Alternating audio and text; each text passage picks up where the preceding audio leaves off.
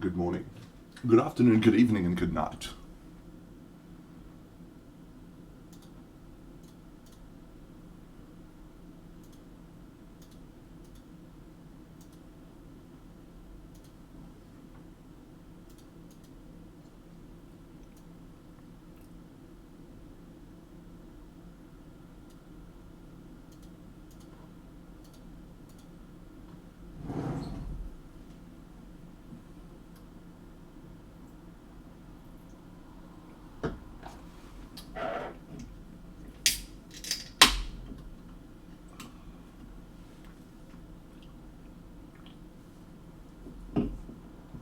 Right, well, friends,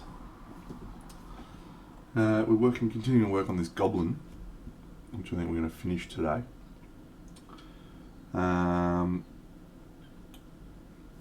Maybe. Yeah, I thought we might do this little shield to start off today. So yeah, let's get cracking on a shield.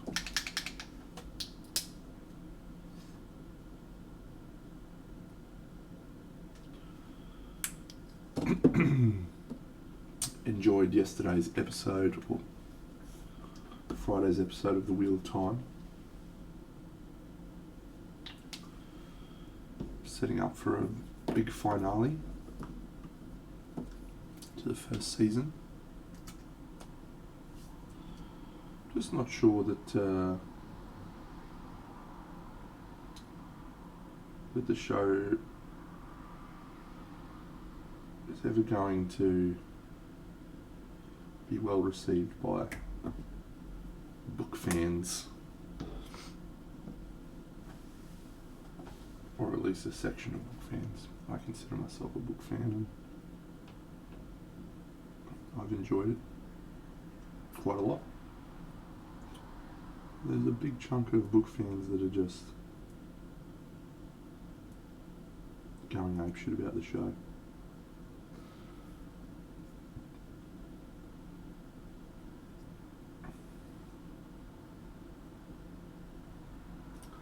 It's just an interesting perspective. I much prefer to just enjoy things for what they are, rather than lament what they're not. The show's never ever going to be able to capture every aspect of the books.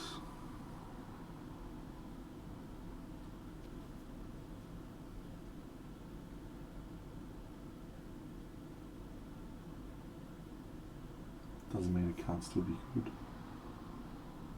But people are saying, could Robert Jordan not be turning over in his grave? Would he? Would he really?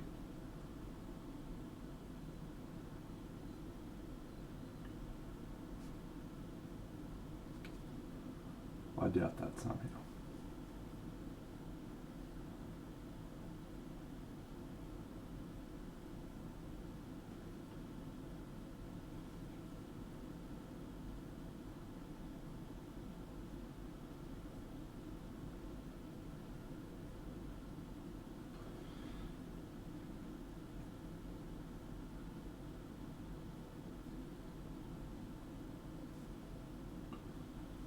Matrix, I saw Spider-Man 2. Or Spider-Man No Way Home on Friday night. I enjoyed that a lot.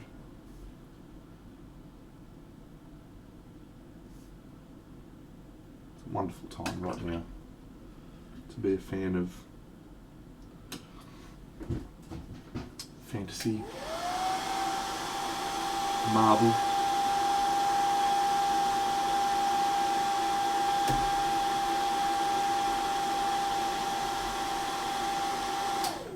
Etc.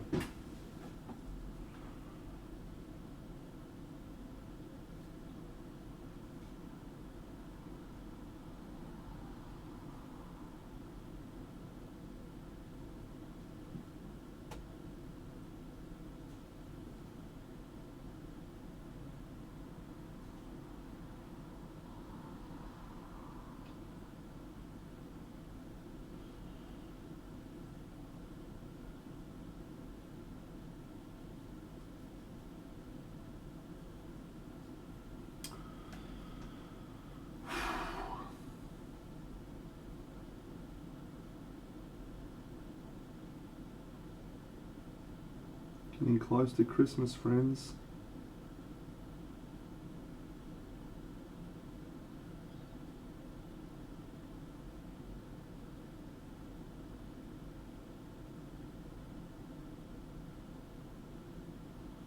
I'm very excited about having some time off.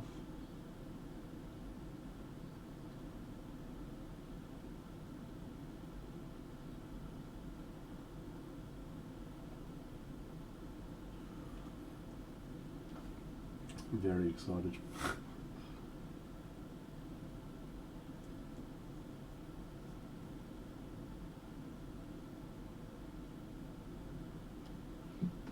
Okay, Frog Jim.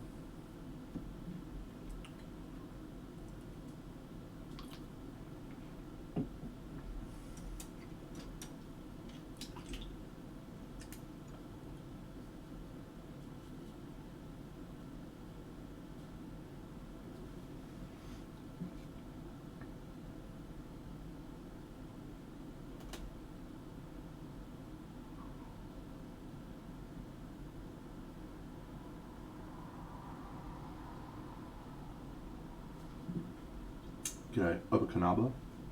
Obakanoba. Can never remember.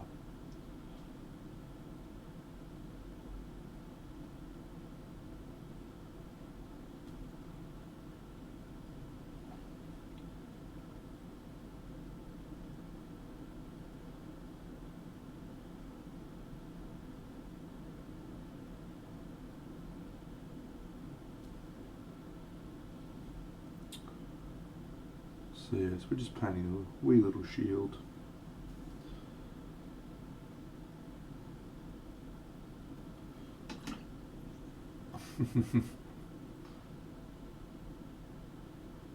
Well, thank you for sharing, Esther. Hopefully I'll remember. I'm usually pretty good at that.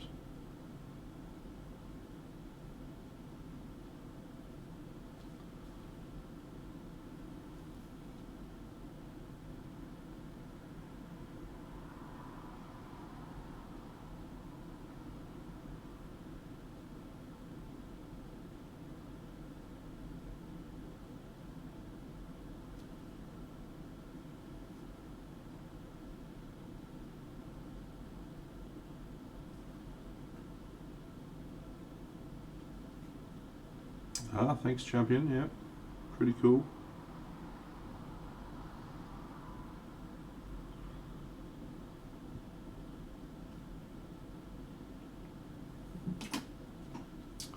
He's just here.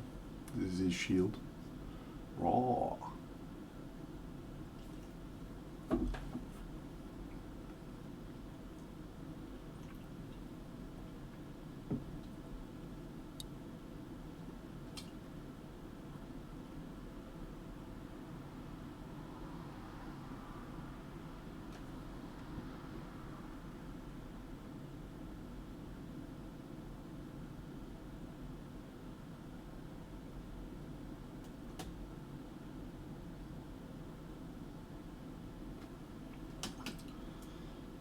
I feel a bad moon rising. I feel trouble on the way.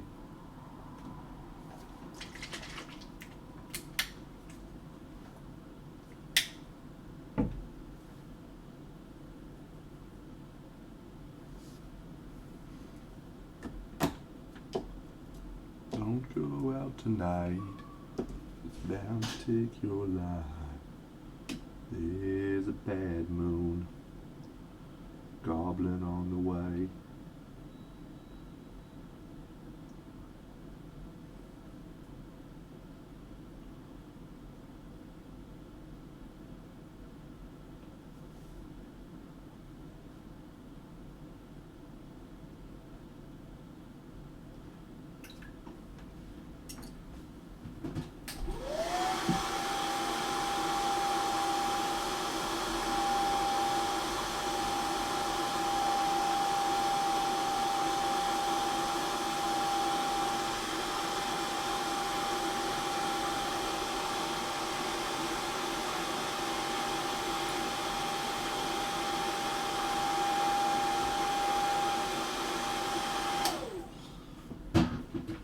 depending upon how we go today, we may actually get to do some assembly on these cool Warhammer people that I'm doing.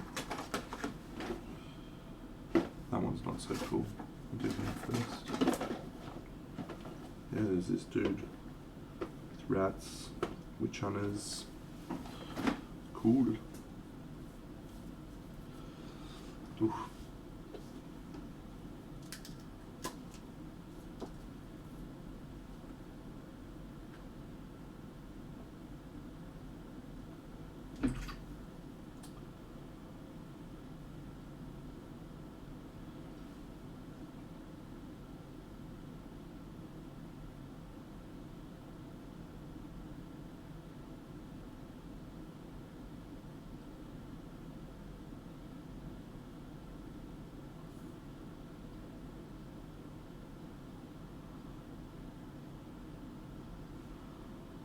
Frog Jim, you really need to take some better photos.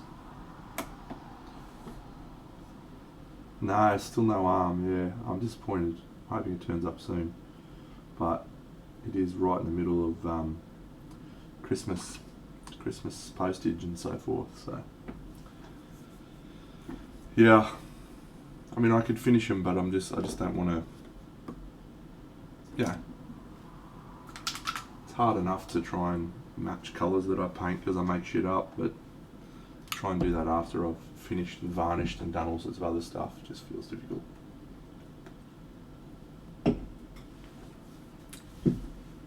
So, you'll have to be patient.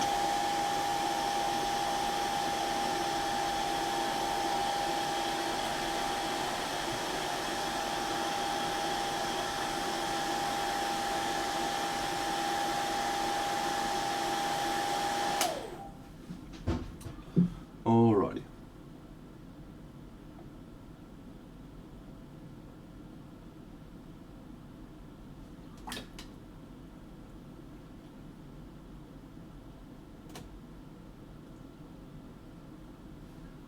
First, I'm just going to add some blue.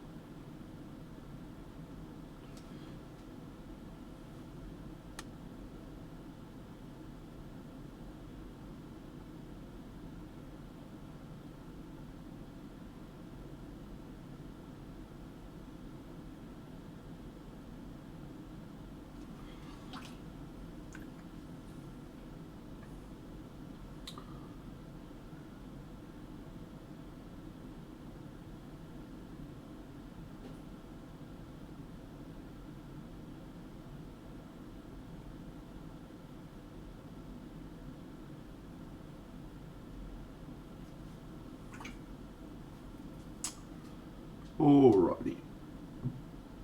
Just a little bit of this.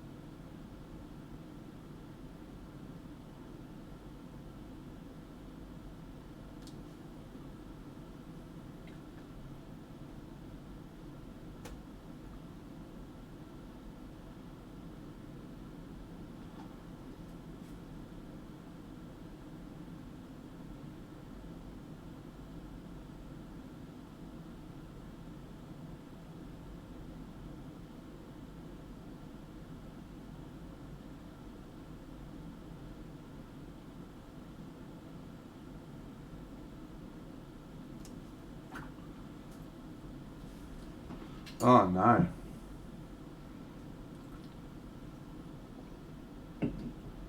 Yeah. Yep. The world's in a crazy place at the moment. We've been really fortunate in Australia. We've been mostly unaffected by COVID, and yet we've still had significant lockdowns for months and months in certain states. So yeah, it's just a wild time, isn't it?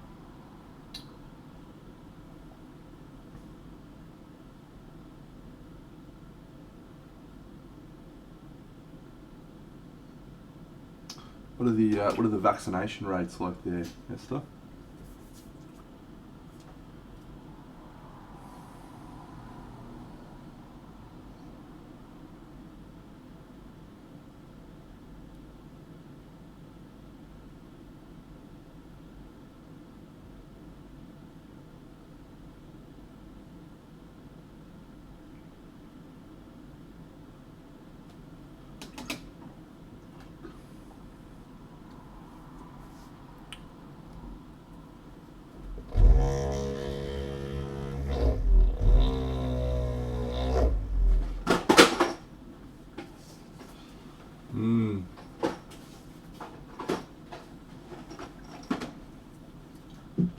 Surely we've got to go back to normal at some point. Surely.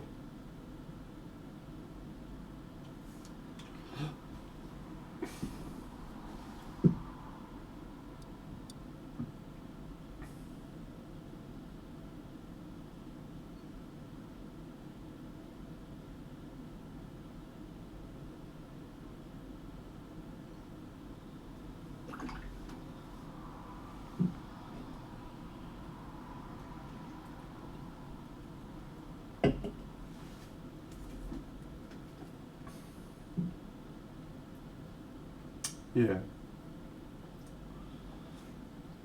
If you've got a job, it's not too bad. That can.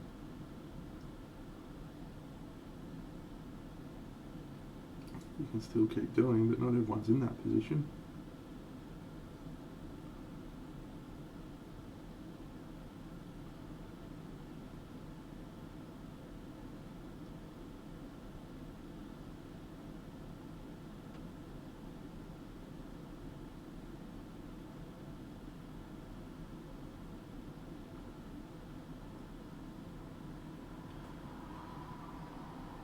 Anyone watched anything of The Witcher season 2 yet?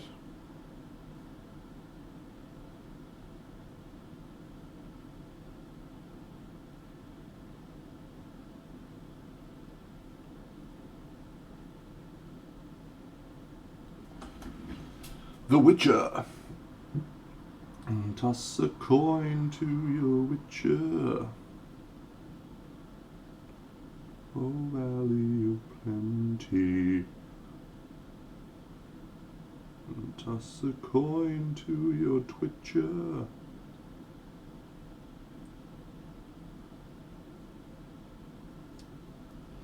No, I'm waiting. So I'm waiting for. I've got a break, Christmas break. So I'm gonna watch Hawkeye over the Christmas break, and The Witcher.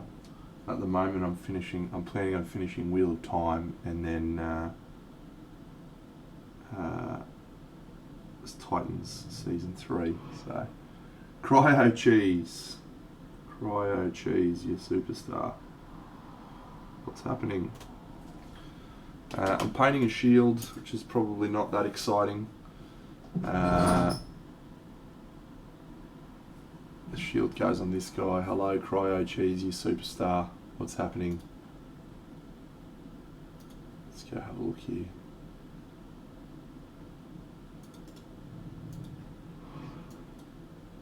Guji the First, welcome. I thought that said Guji the Fist for a moment. Everyone go follow Cryo Cheese. Everyone didn't just raid in with Cryo Cheese, who I assume you're already following. What have you been painting, champion? Oh wow. Got some Dark Eldar, is it?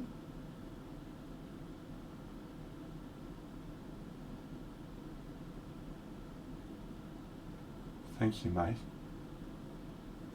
Cool. Even that champion to follow. Oh no, don't let fucking Deno fuck off. Custodians, wow. Well, it looks cool, champion. I'll proceed back to painting my shield and hope that I'm anywhere near as interesting as your stream was. It's very early in the morning for me here, champion, so... Well, not that early, it's like 7:30, but 7:30 on a Sunday morning, so...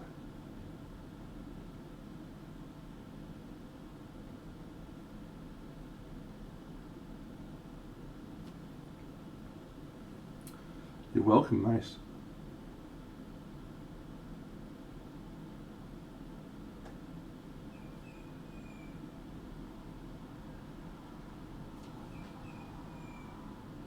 No problems, mate. Appreciate it. It's a good move, the old raid and run. Quite partial to it myself.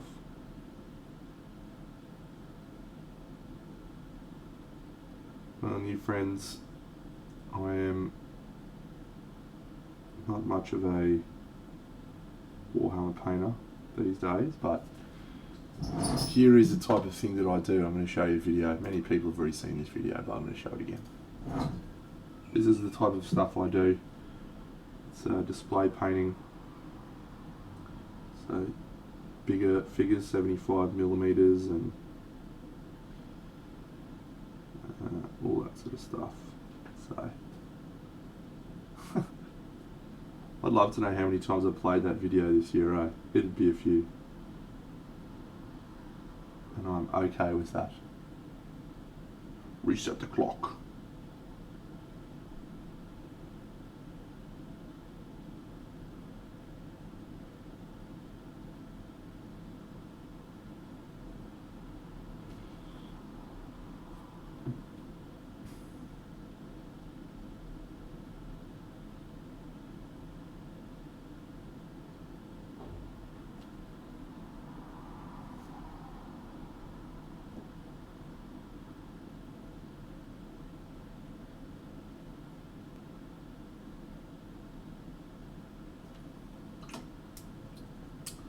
So I am intending on this looking quite rough and painted on, which is why I'm using a lot of small strokes instead of big strokes. I'm not trying to fill this in cleanly because I do want it to look like a something that's been painted on by someone else. G'day Kung Fu.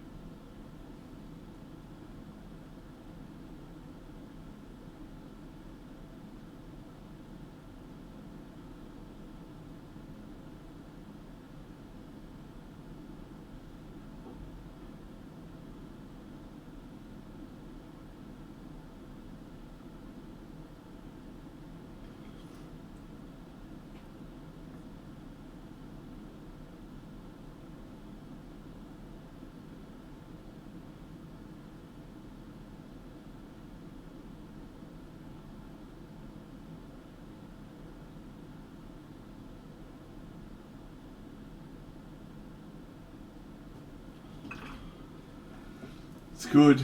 It's a good game.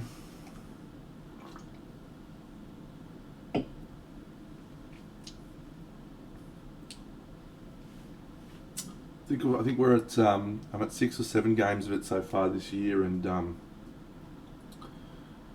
every game's felt different so far, which is an achievement, because it's a game that I feel like at some point you could get to know, you know, that what the other guy's thinking and how they're approaching it.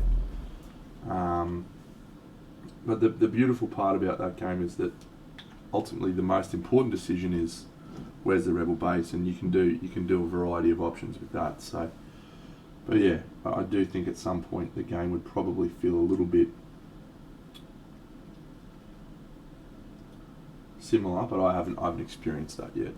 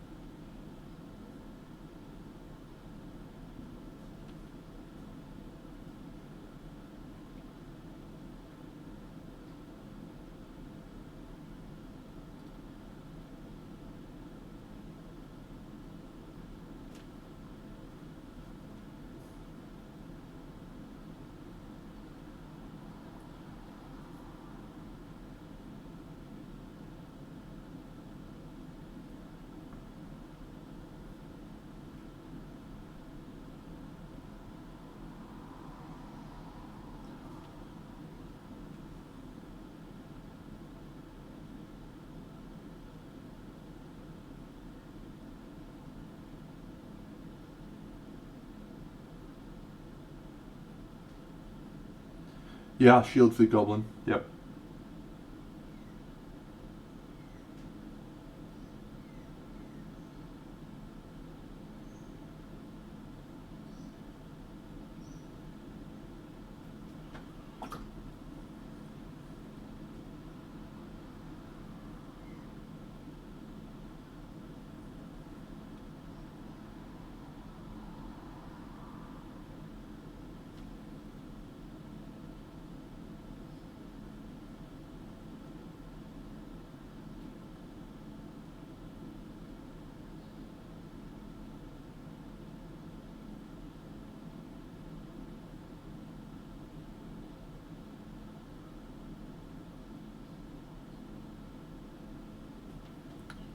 Thanks, mate.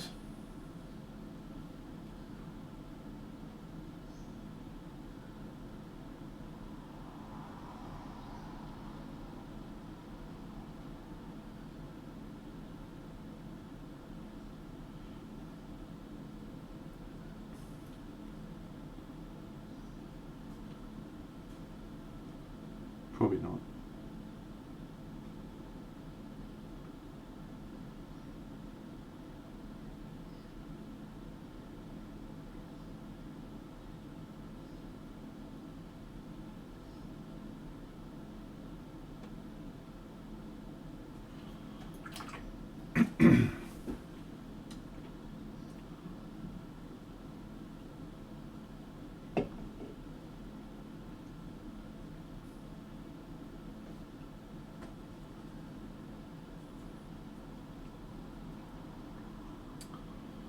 Alright. So now I'm just going to give it a glaze, which should smooth out some of the roughness, but retain that vibe.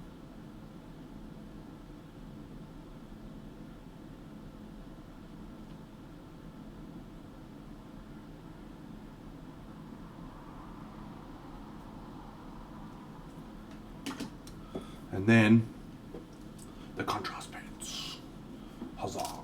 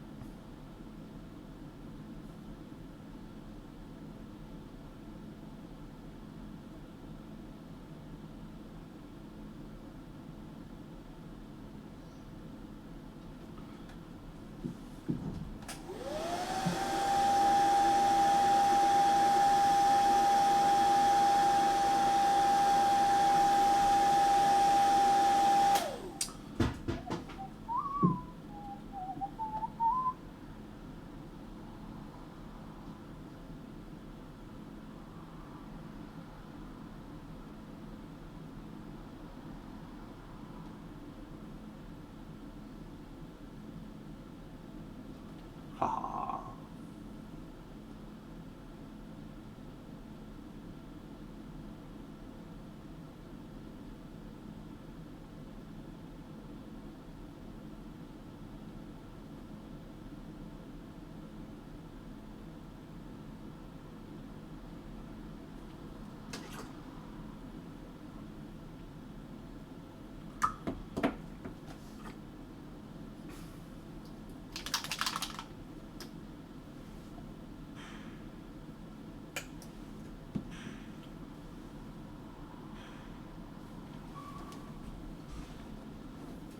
Orange.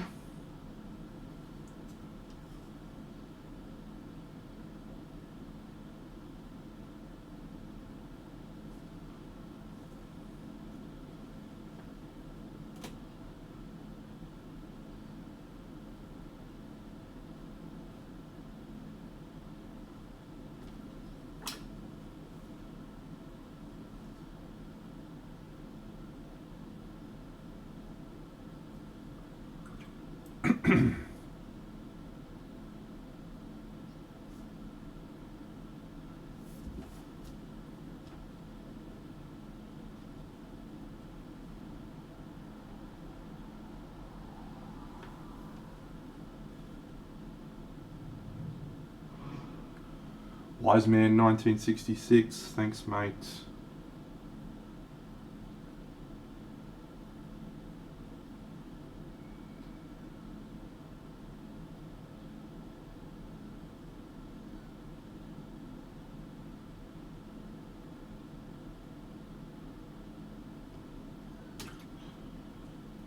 Oh, thanks buddy.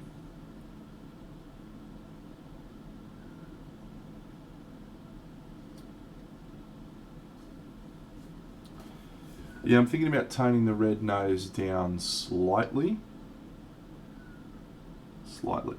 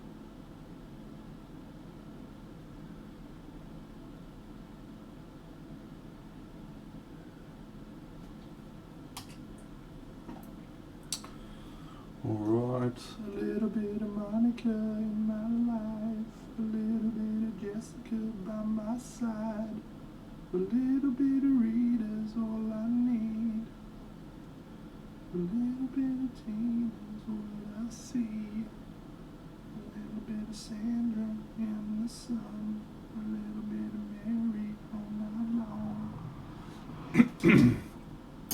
Thanks for the follow, Josemi Pinta.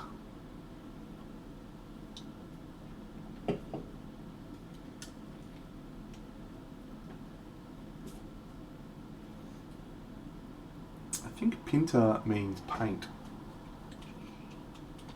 What does pintada mean though? Explain that to me. I feel like pintada also means paint or painter. Is it pinta as paint and pintada as painter in Spanish?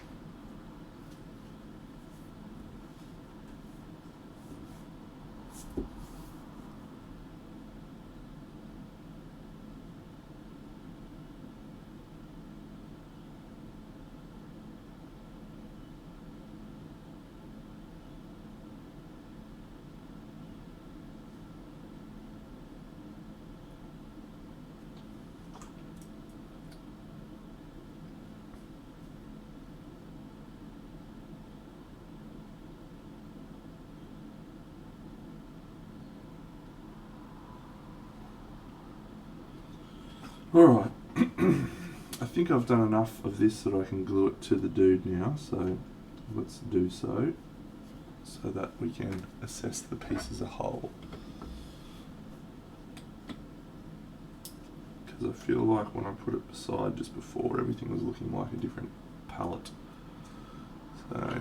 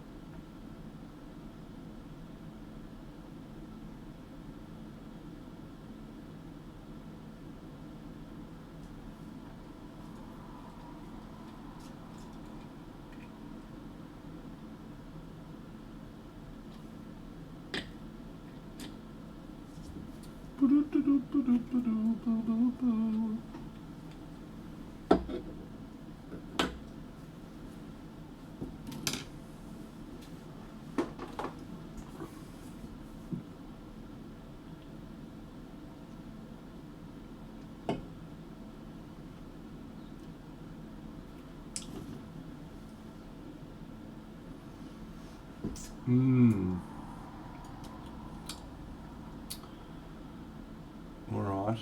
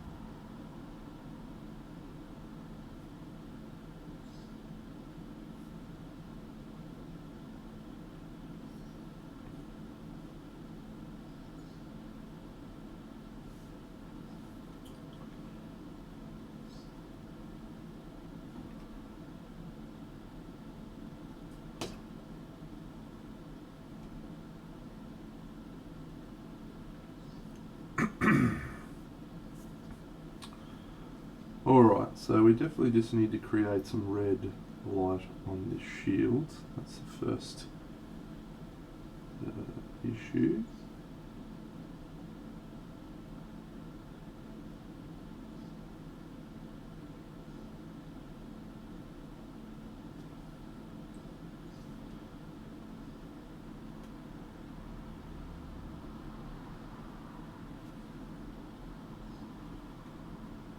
Fine.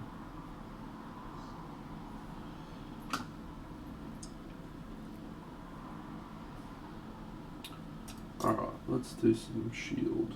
Oh, not shield, wood. Over here.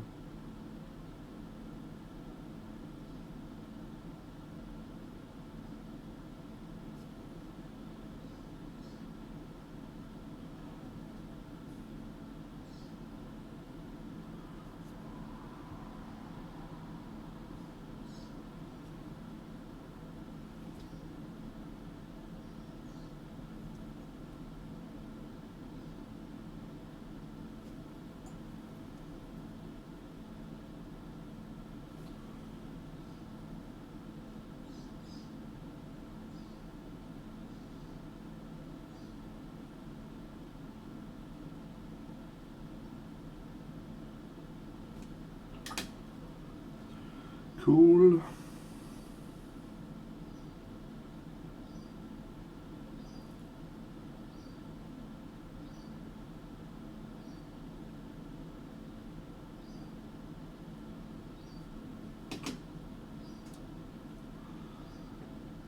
Alright, need to do a little bit of work to the skin tone.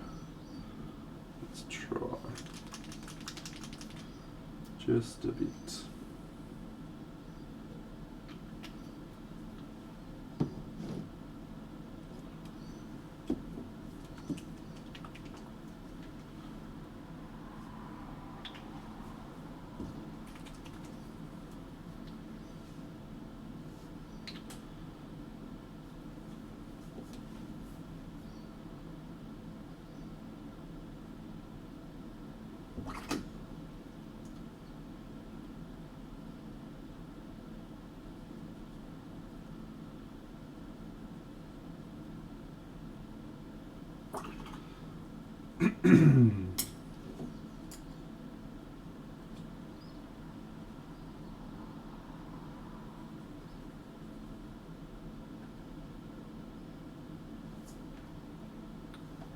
see how this looks. Just dry that first, Deno.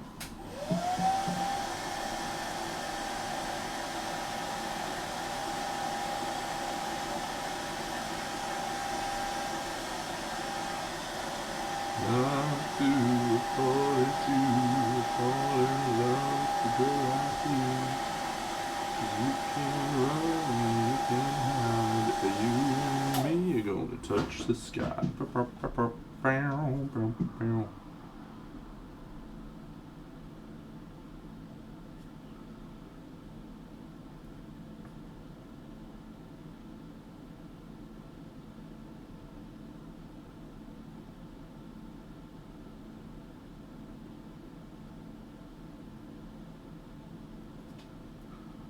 So I just want to add some highlights back in.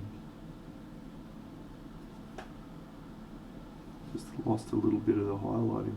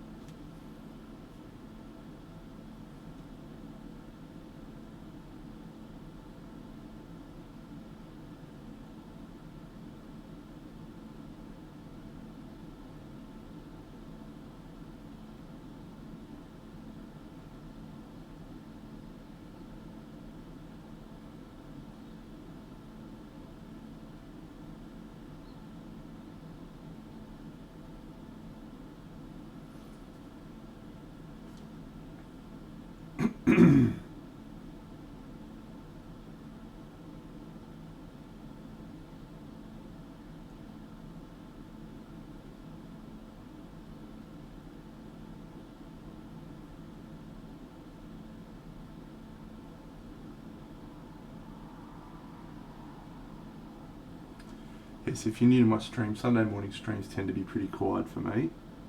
Just sitting here enjoying my painting, so not being a loose, hilarious guy like I normally am. Just enjoying my painting.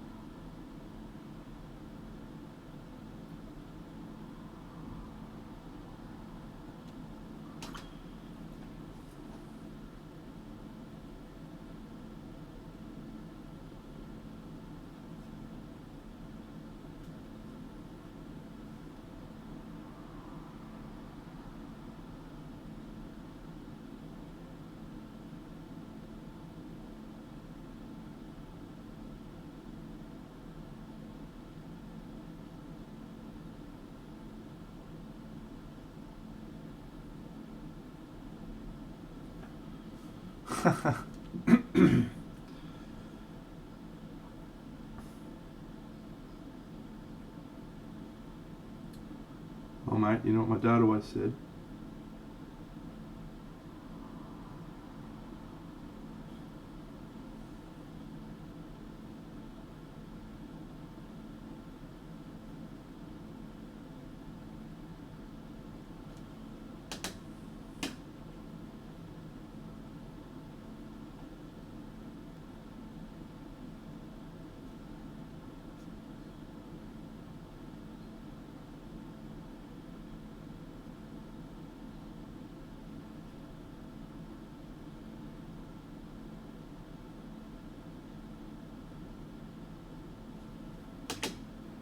No, it was not.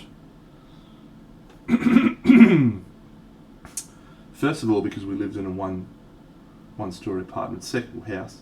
Second of all, because my room was always tidy.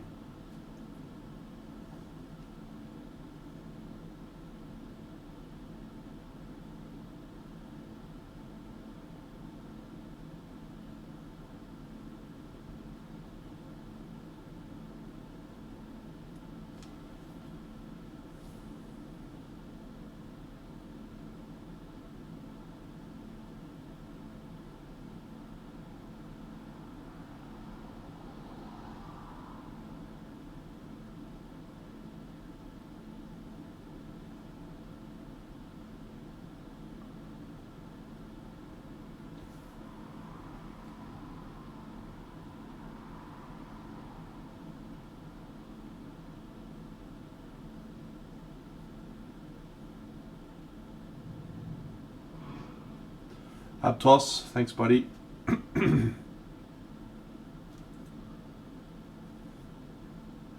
No. I'm just an organised person, mate.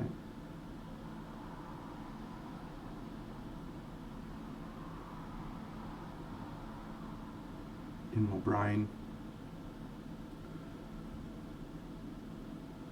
G'day champion, what's happening?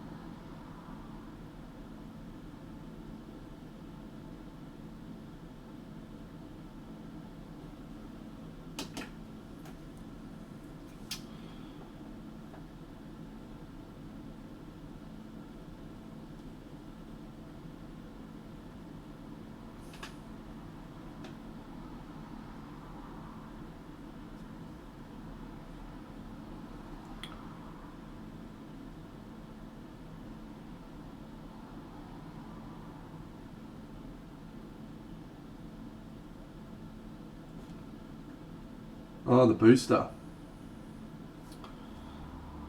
We haven't had boosters really be implemented in Australia that much as yet. Hopefully soon.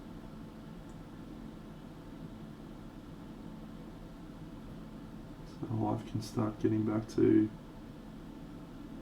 some sort of sense of normality.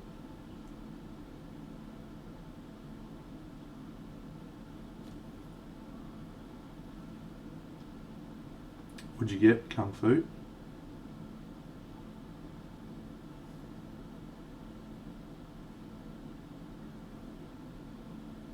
Yeah. Well, I think it's going to happen early in the new year for us, so.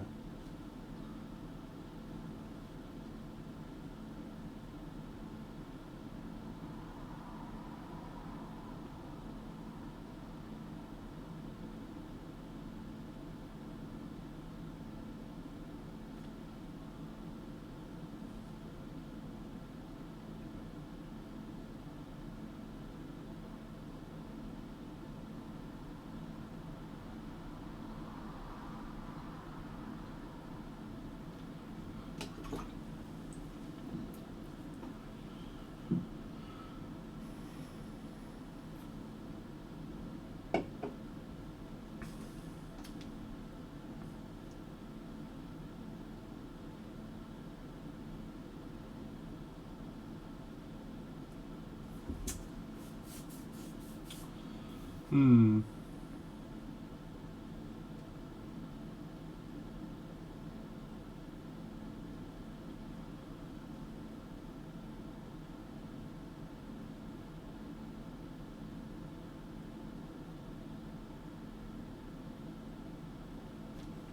Ah, Cormac.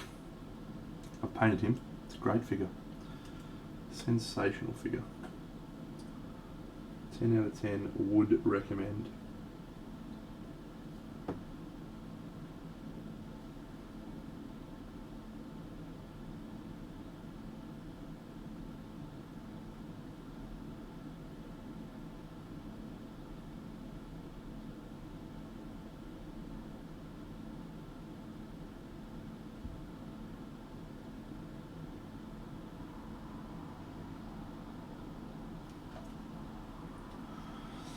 So there's only a few elements left on this chap.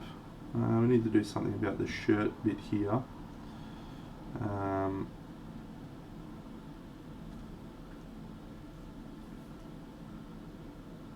then I think we may just do some clean up on some highlights around here.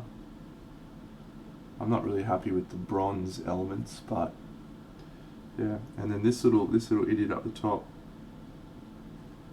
who I'm tempted to cut off because he's a fucking idiot.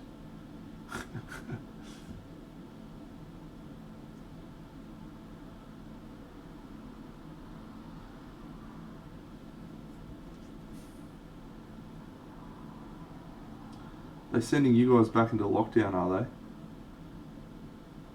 Is this over the Omicron variant, or?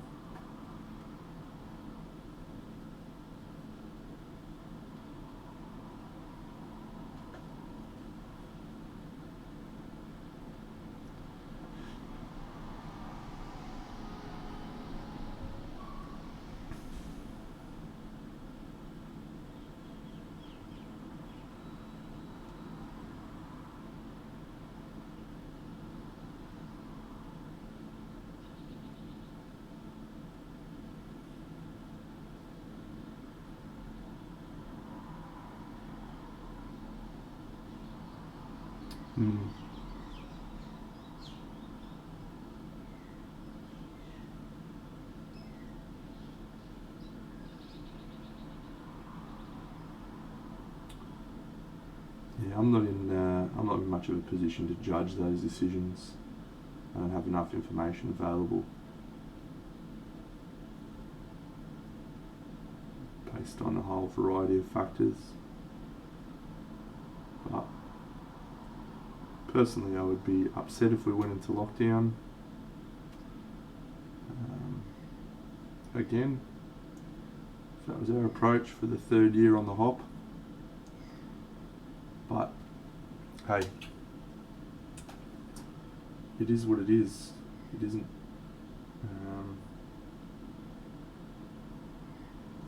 It isn't a decision that I would like to be making. Put it that way. Because you're damned if you do, damned if you don't.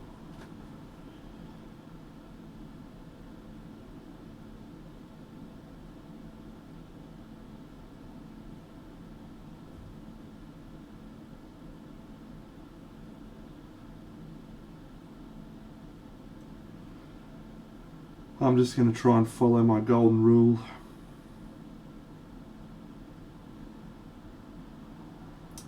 Just don't be a dickhead to other people.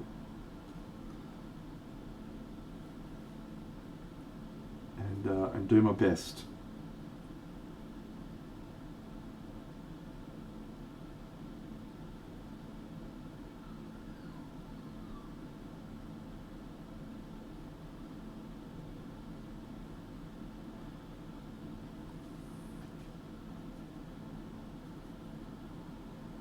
Very, very, very difficult situation that we find ourselves in, and we'll probably be feeling this for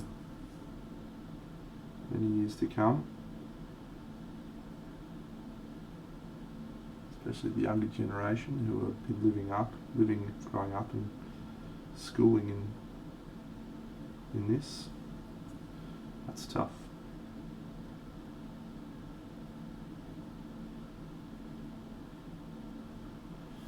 Very tough.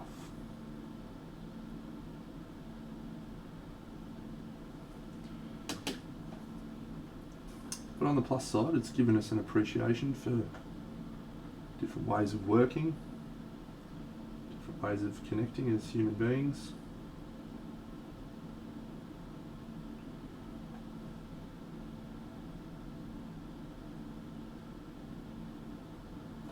So yeah, there's been a whole variety of changes to our lives. Some that may end up being really positive things for us.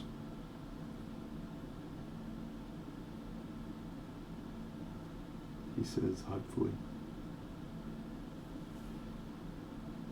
But as I said, I don't have enough information to be able to make sweeping generalizations and aggressive statements.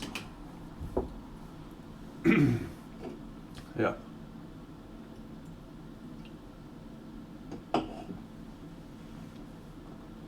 It's really crazy when you think about it, but yeah.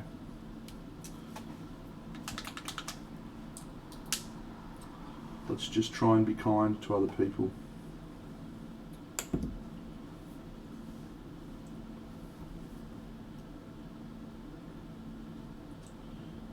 Yeah, we don't know what sort of ramifications that's going to have on their life, you know, how they interact with other people. We just don't know. It's just a whole new world, a dazzling place I never knew. But when I'm way up here, it's crystal clear that now I am in a whole new world with you.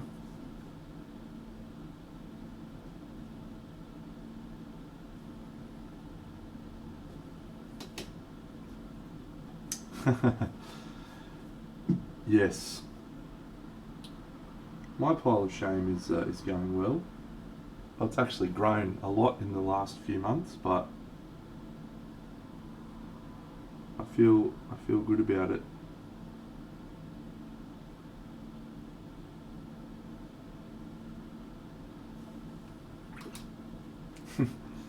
No, I haven't fixed my thing yet, mate.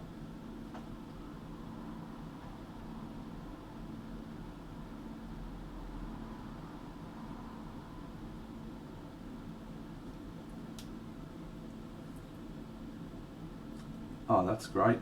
And Veritas. Yeah, there's been a lot of positives that come out of it, I think, and you know, one of the things that's definitely happened for me, for my workplace, is just a little bit more appreciation for mental health challenges. You know, we've all been experiencing a lot of difficulties managing our stress levels, our emotions in this time, and you know, my workplace has certainly taken that a lot more seriously than I can remember ever before. So yeah.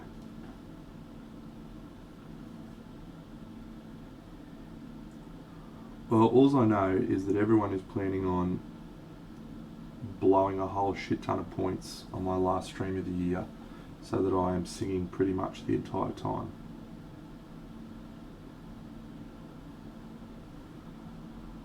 I, for one, think that's an outrageous idea.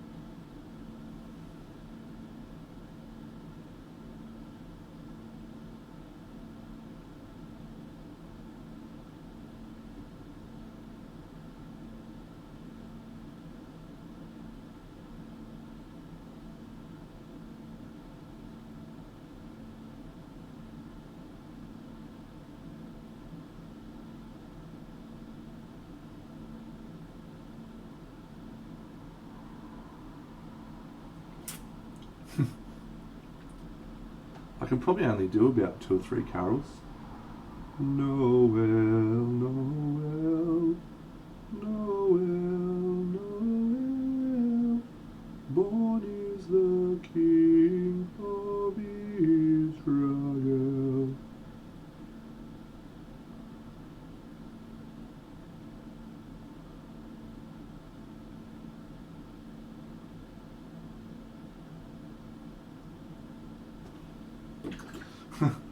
On the first day of Christmas, my true love gave to me a partridge in a pear tree. On the second day of Christmas, my true love gave to me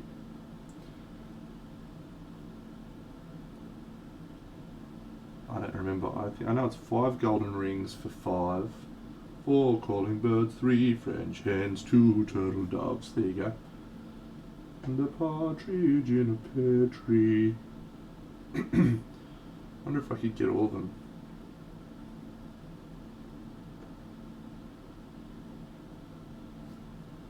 "12 something somethings.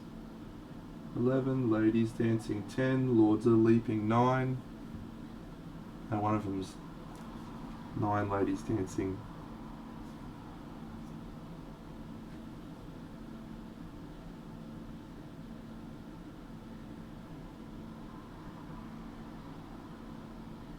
No.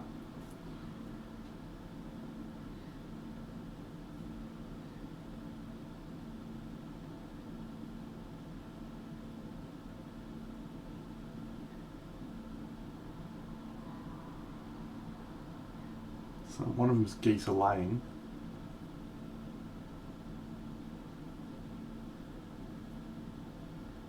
Swans are singing.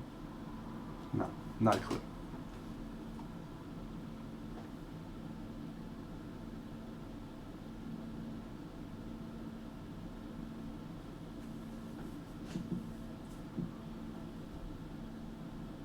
Eight maids are milking.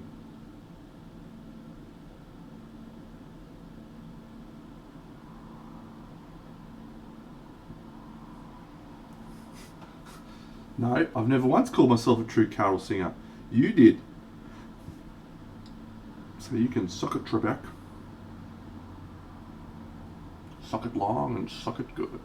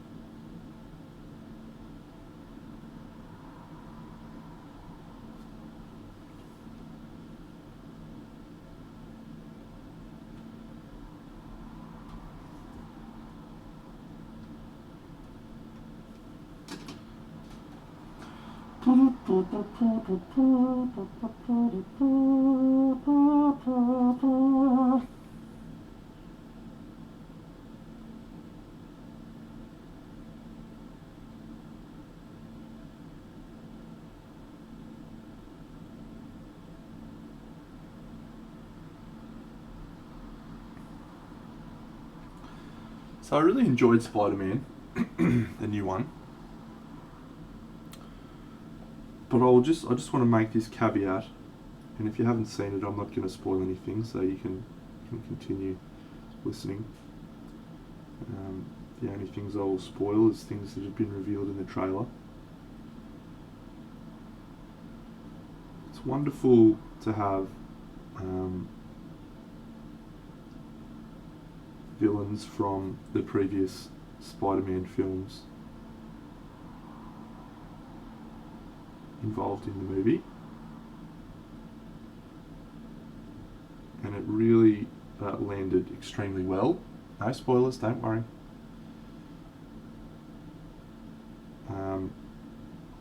But I feel like I've been spoiled by Endgame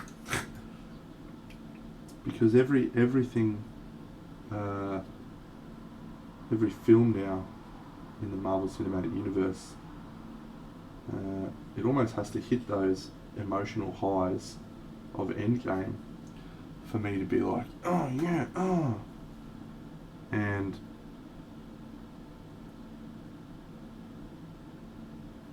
so we've had 2 Spider-Man movies since Endgame. We've had Shang-Chi, we've had the Eternals, and we've had that's it, isn't it? And Black Widow. And all of them have been, well, I haven't seen the Eternals, but Shang-Chi was certainly very good. All of them have been very good, but I haven't felt as connected. And I'm not really sure why, because they're, awesome films. And this Spider-Man's, a really, really well done film.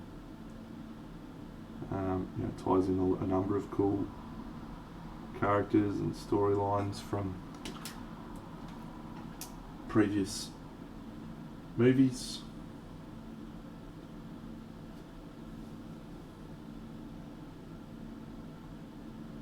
But yeah, I didn't walk out of the cinema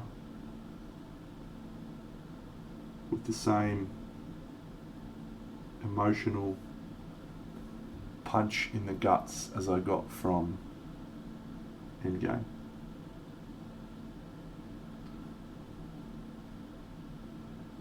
It wasn't far off though. So, alright, let's do this little dickhead.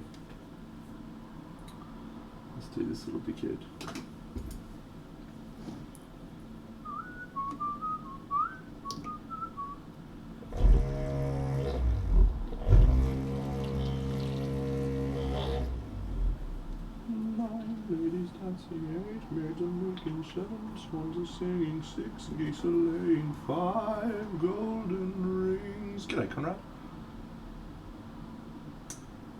Yeah, that's a really exactly how I feel. It's been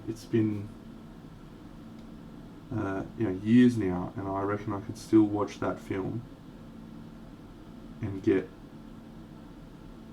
punched in the guts and feel excitement and cheer.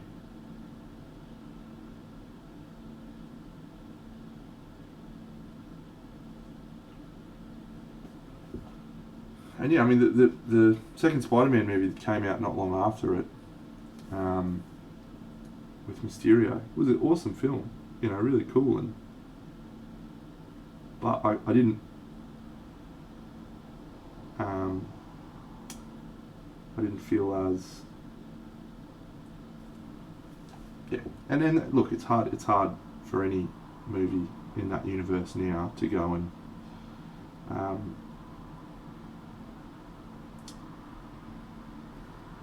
be measured up against that film. I don't think any film will ever hit those heights. And if they prove me wrong, then I will be a very happy person, but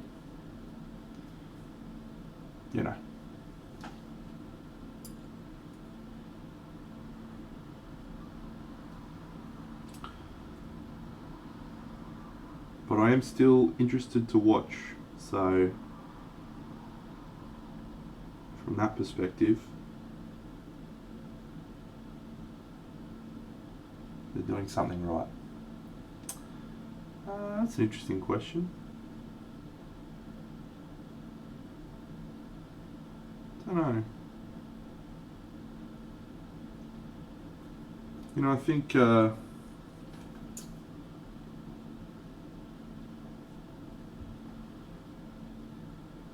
I don't think that would have mattered, because the challenge that they're finding at the moment, well, certainly the challenge that I'm finding with it, is just missing that emotional connection with the new characters, the new heroes. Like Shang-Chi was a cool film and I enjoyed it a lot, but I was like, I don't really care what happens to this fucking Shang-Chi.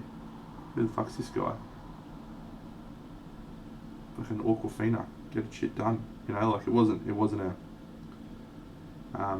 emotional movie. It was a good movie, but it was and so I think that the only way that they build that emotional connection is through some films. So maybe we're judging it too harshly. Maybe we just need to And even Spider-Man, right? Like Spider-Man has been done so many times before. The Tom Holland version has been probably my favourite, but well, Tobey Maguire's probably my favourite because he's the one that started it all. But he's only been in really small parts in the main storyline, and I don't think he had enough time to really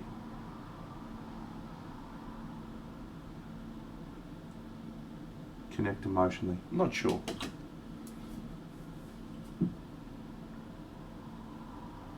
It's too early in the morning and I'm not smart enough for these questions.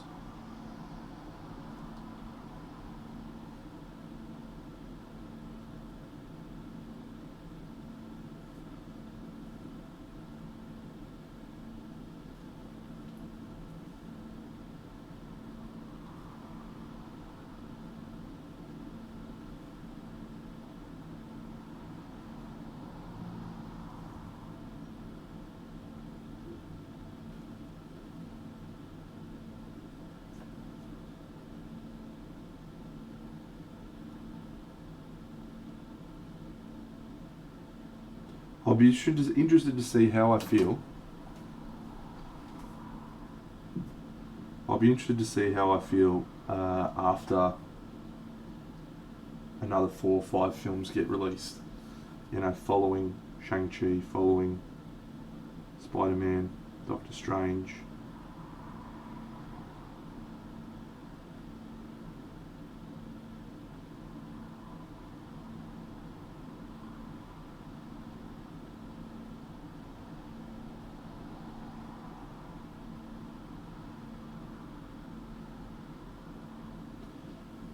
Because it's possible.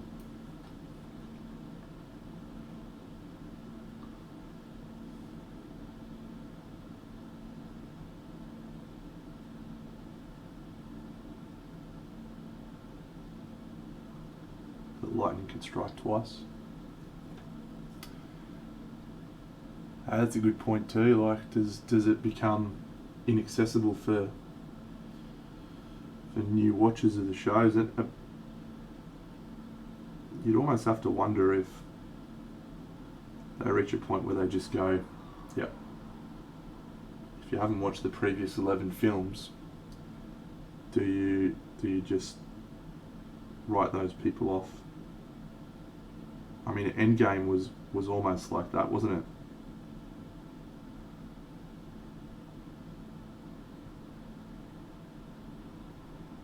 I wonder if Endgame would have even been considered very good.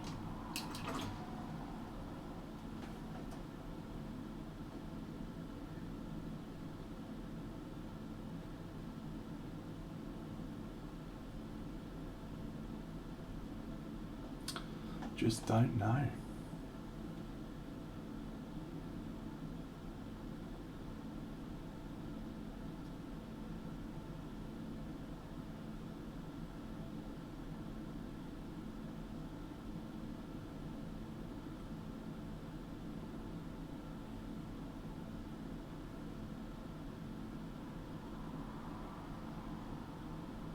Well, and not just the movies now, but you've also got to factor in the TV shows, right? Like,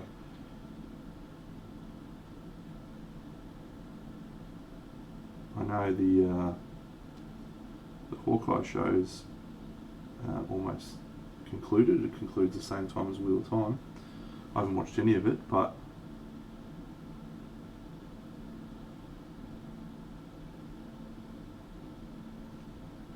apparently, no, I'm not going to say that because that could potentially be construed as a spoiler. So I shan't be saying anything of the sort.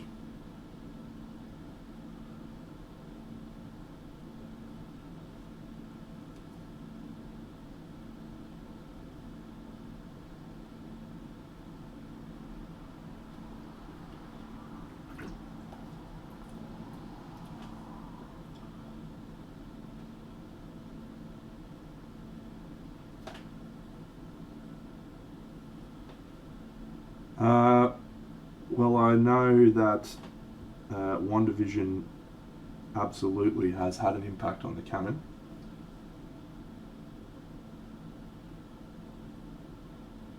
and Loki has absolutely had an impact on the canon, and I think it's been much enough time now for both of those shows and Captain America and the Winter Soldier that we can actually talk about what happened in those shows. But yeah, I mean those will be integral to the key storyline moving forward. So what happened in those events, in those films.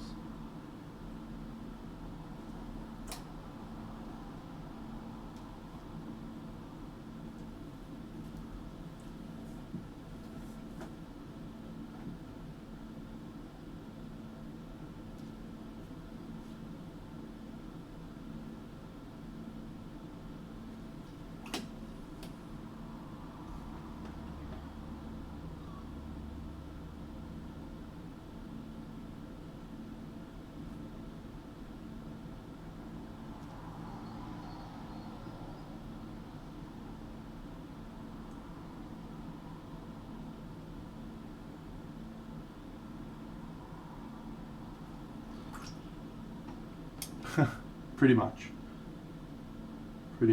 you do at this juncture.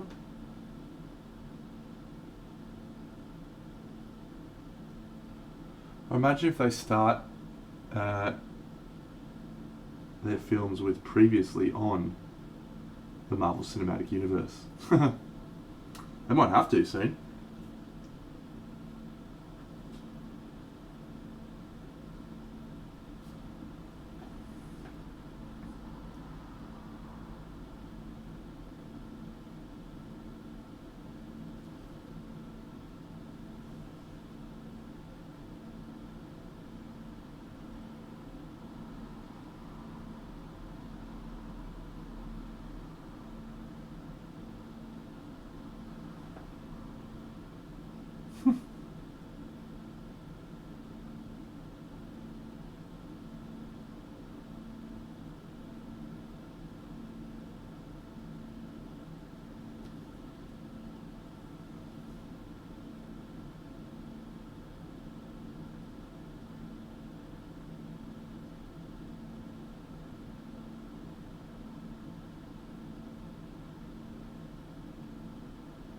This little guy sucks.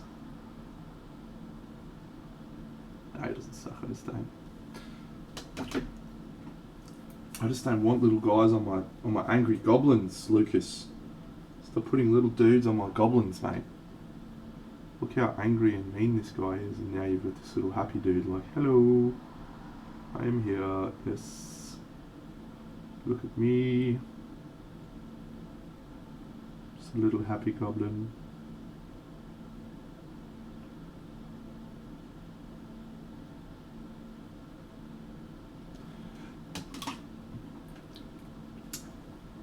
G'day Rex Conrad, you got a picture update for us, mate?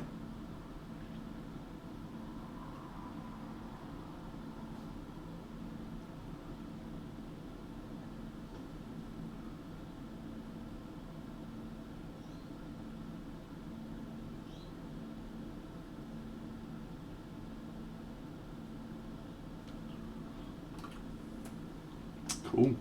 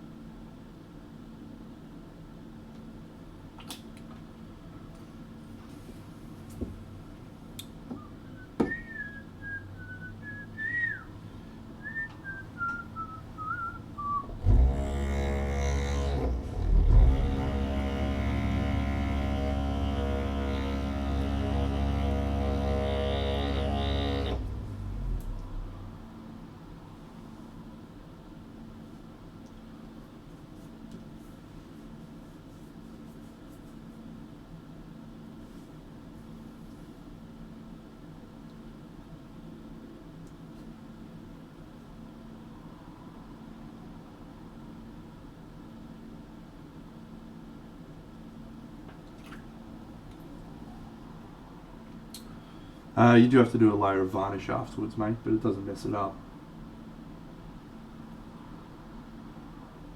because of the varnish.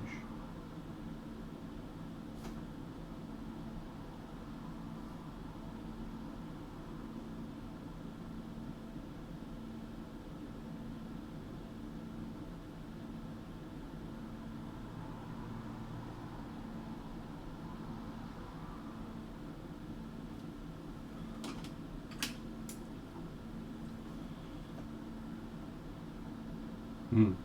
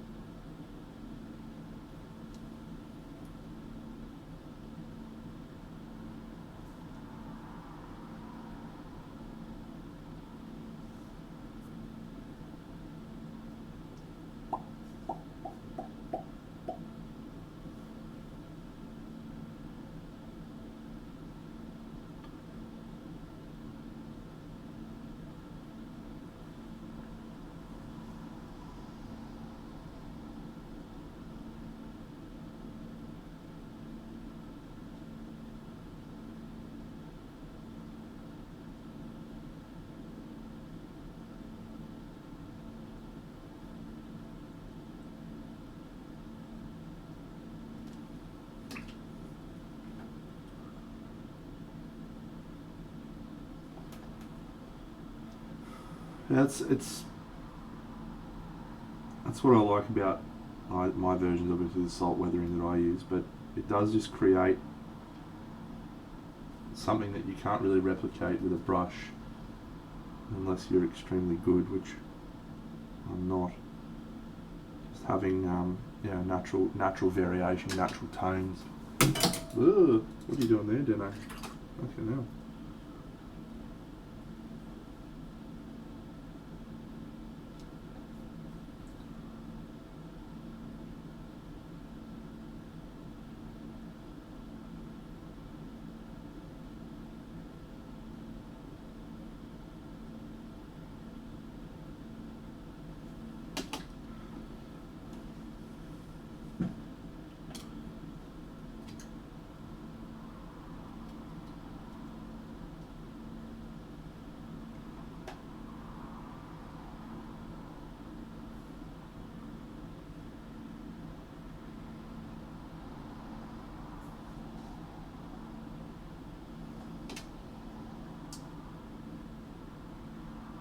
Yeah, I'm reasonably happy with the overall effect on this chap.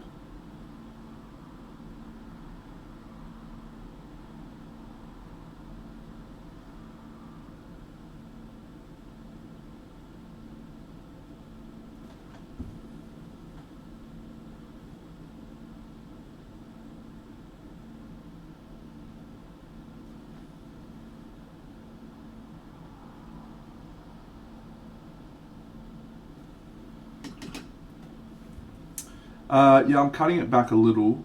What I wanted to, I want the red to be reflecting brightly from the armor, the metals, but less so from the other areas. So I've just been sort of toning down the other areas as I've gone. Yeah, so there's probably still a bit of work left in the red, but not too much more, I don't think, because I'm not a big painter of the backs of things, mate. So yeah, this guy's 10 out of 10. He's probably my best.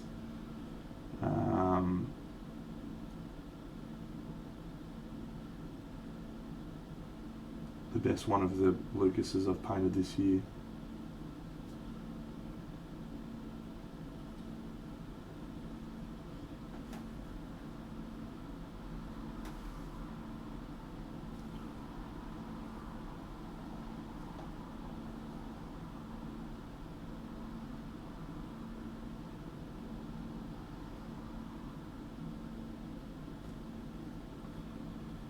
Yeah, the Merlin's a cool one. I personally didn't get the Merlin. because, as I was talking about earlier, I want my angry wizards to have angry faces, not have little fucking people hanging out with them. But that's just a personal preference.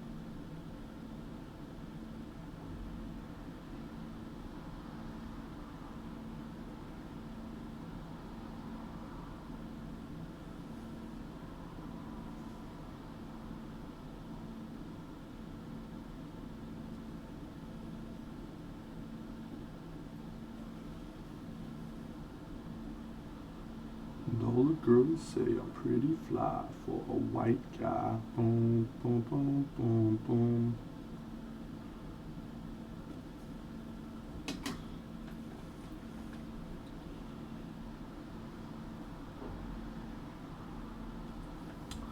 So don't debate, we play it straight.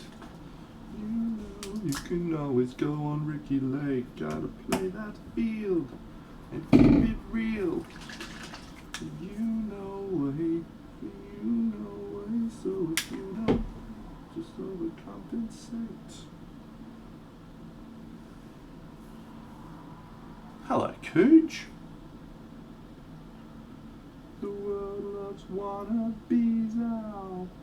Let's get some more wannabes out. Hey, hey, do that brand new do. Give it to me, baby.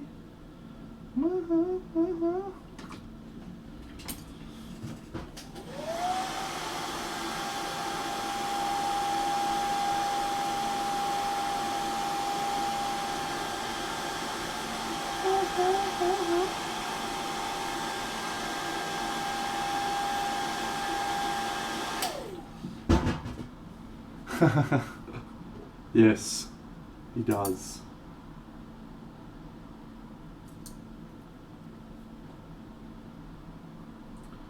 Calm down, little friend.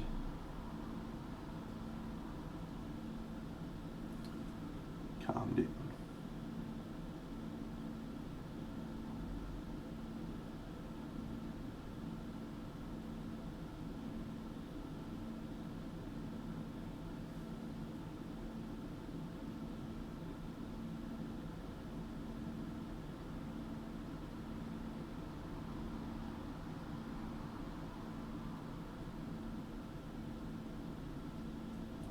Yeah, it's awesome. Awesome bust. Really fun to paint. Really easy to paint.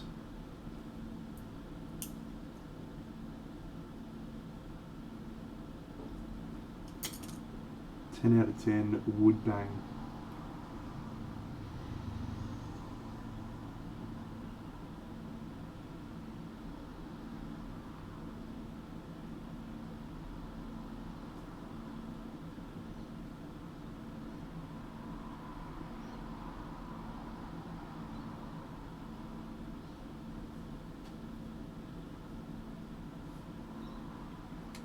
It sure does, mate. It sure does. And there's something magical about that fact. You can feel it in the sculpts when you paint them. Like there's absolutely a noticeable life that you don't get in many other sculptors' work. I normally look at the hands. The hands is normally what does it for me.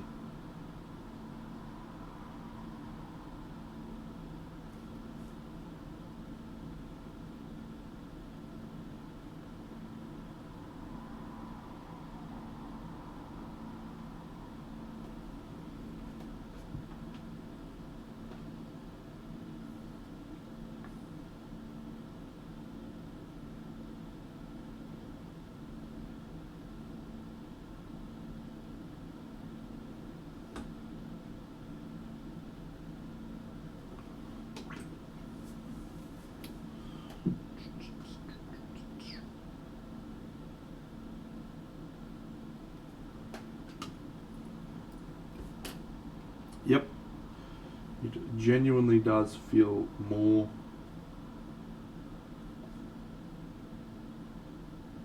like you're just doing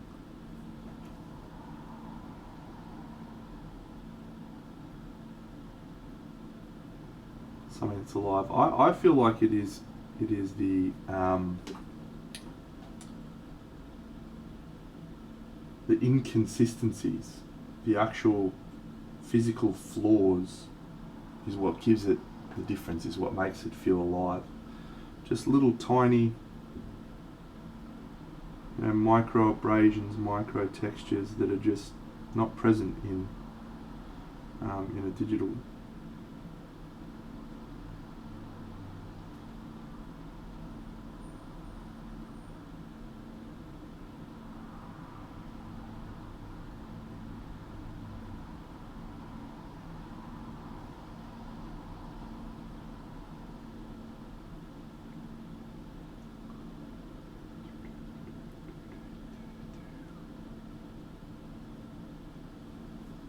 Okay, Wampa, my week was pretty good, mate.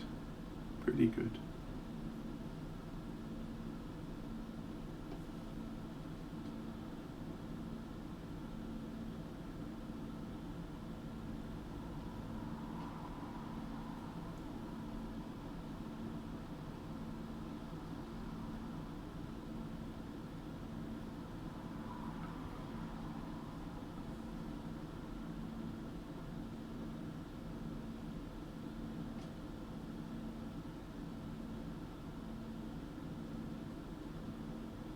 I will say this, I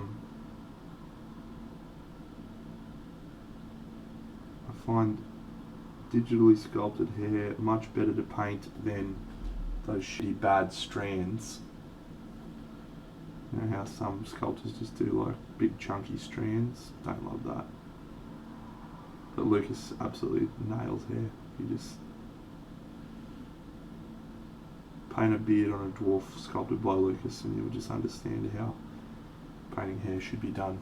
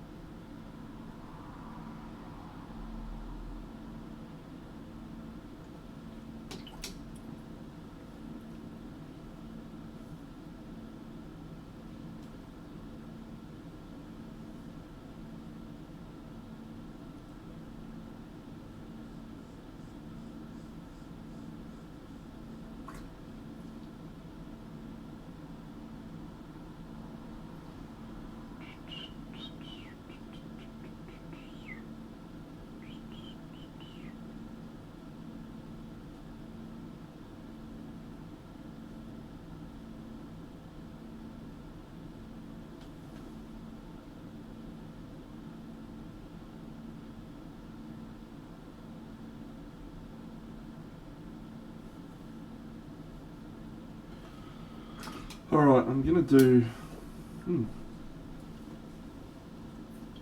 a little bit of airbrushing.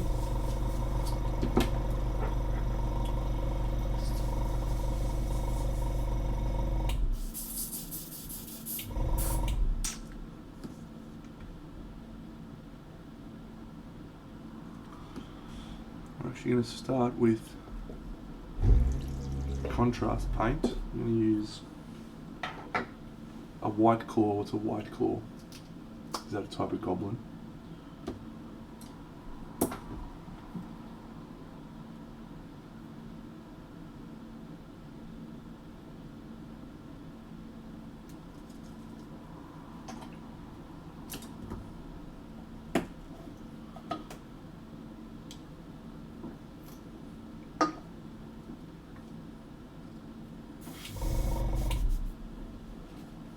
Alright.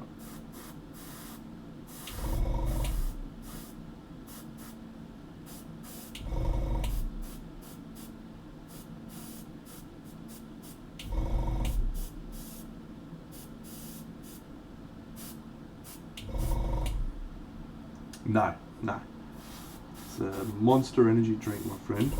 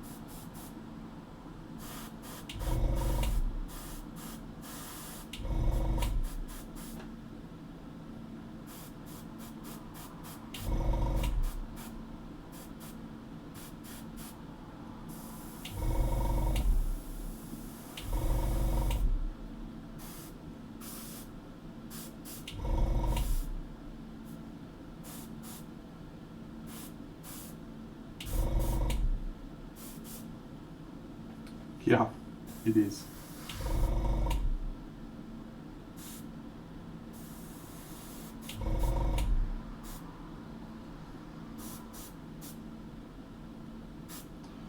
Alright, now I'm going to move into some orange. But I think I'm going to use this orange.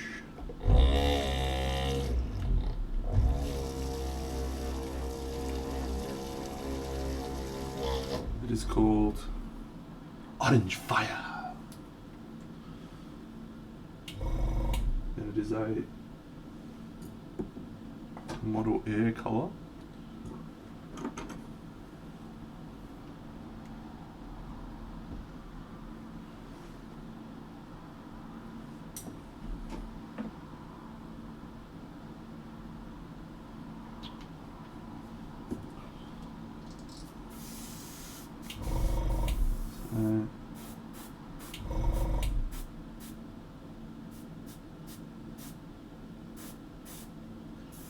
Well, I guess it would be nice if I could touch your body. I know not everybody has got a goblin like you.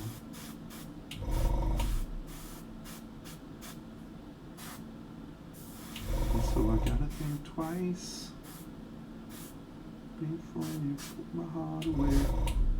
I know not all the games you play, 'cause I play them too.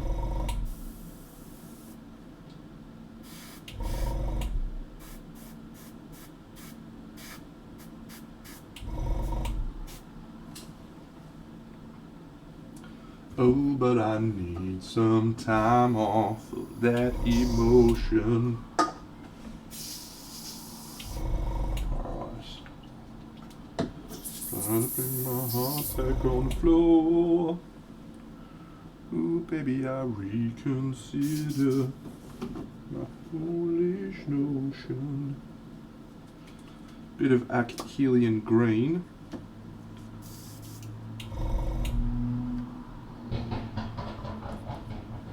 Which is something I'm quite partial to.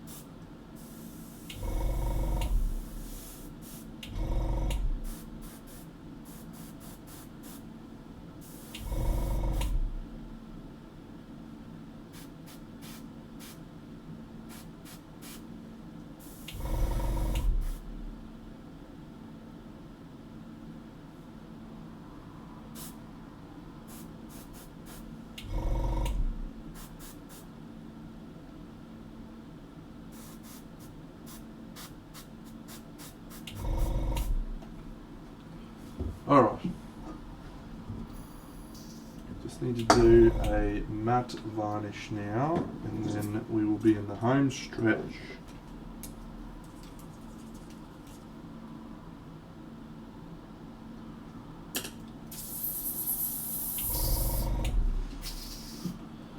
Whew.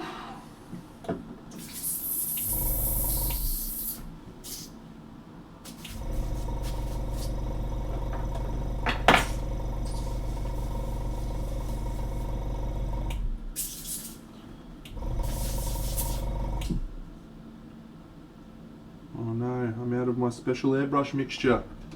No! I shall make some, and you can all see. It's very exciting. I should make up a big fucking batch of it, but I don't. I just mix it up every time I need it, which is pretty much all the time. First bit we're going to use is this airbrush thinner from Vallejo. And we're going to put it about halfway up this bad boy.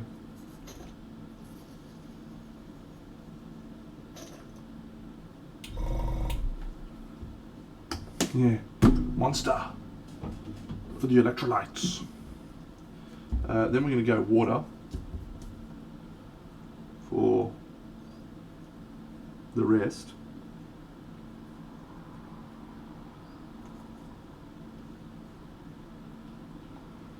Except we're going to put a tiny little smidge of this flow improver in as well.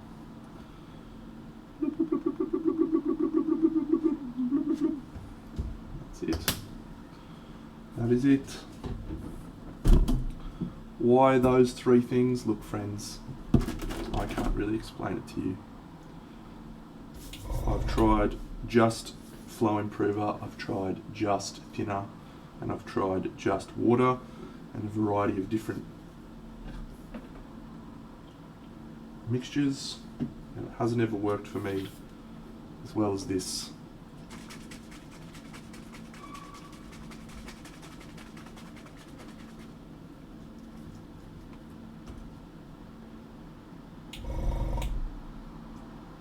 Topulus.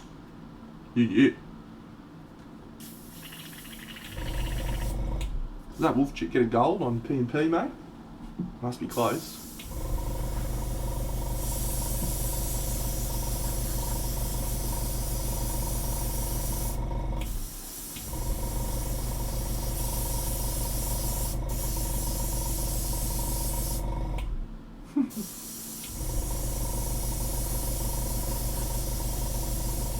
One day, mate. One day you'll crack it.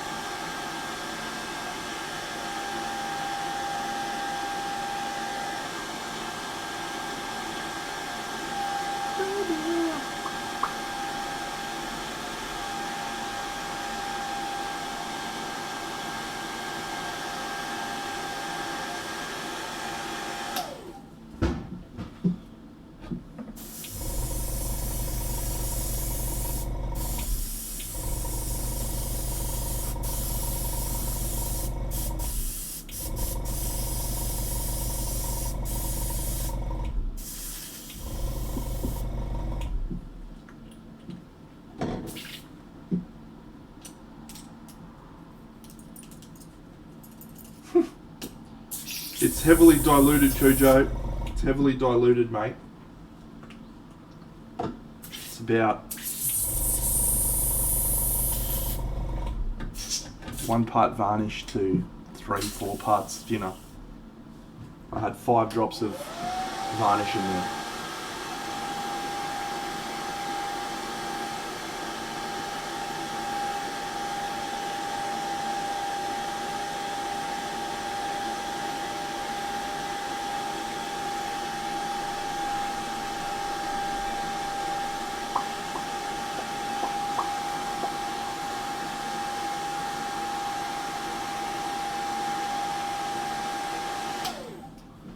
Boom. Little Goblino.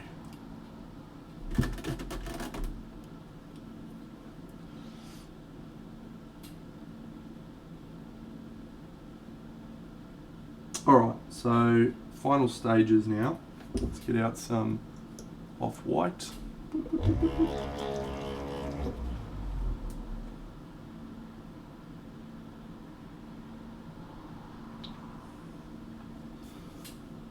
Off-white from Vallejo. And we're just going to do some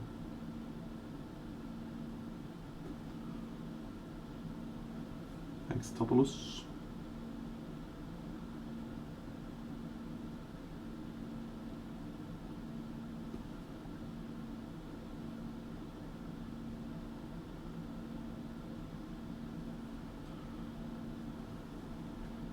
Alright, buddy. G'day, Sleepy Slang. I'll send you some pics later on, my friend. Or did you send me those pics of the thingy? I haven't even looked yet, sorry. You did? Ah, nice.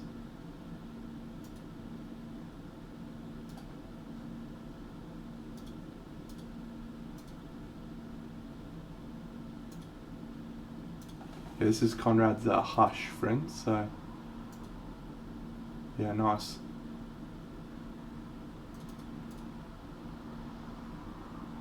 Looks good, man.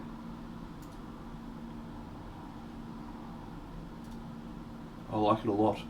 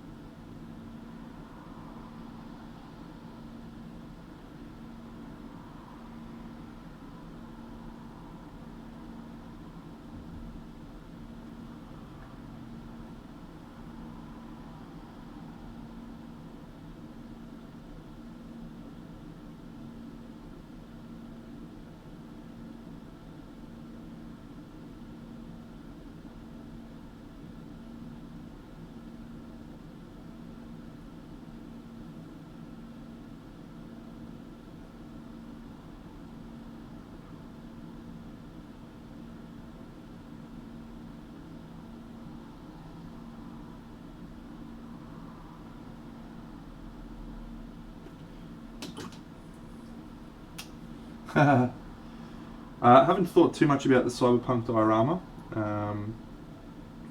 Waiting for models to arrive and then I can start to draw out a little bit of a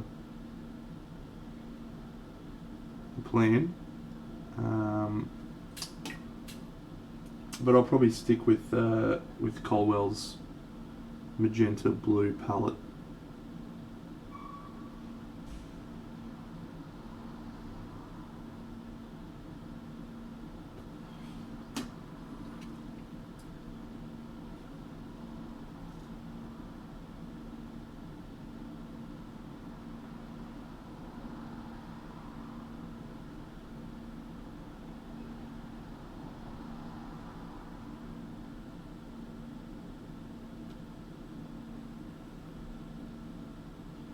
Yeah, it should be fun. Should be a fun project.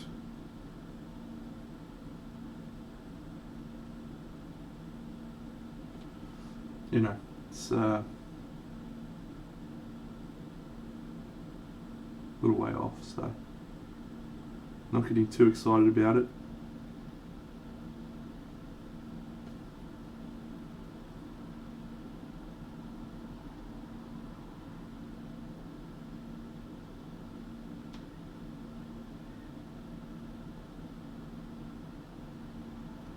Probably going to end up doing the Aradia one before we do the Cyberpunk one.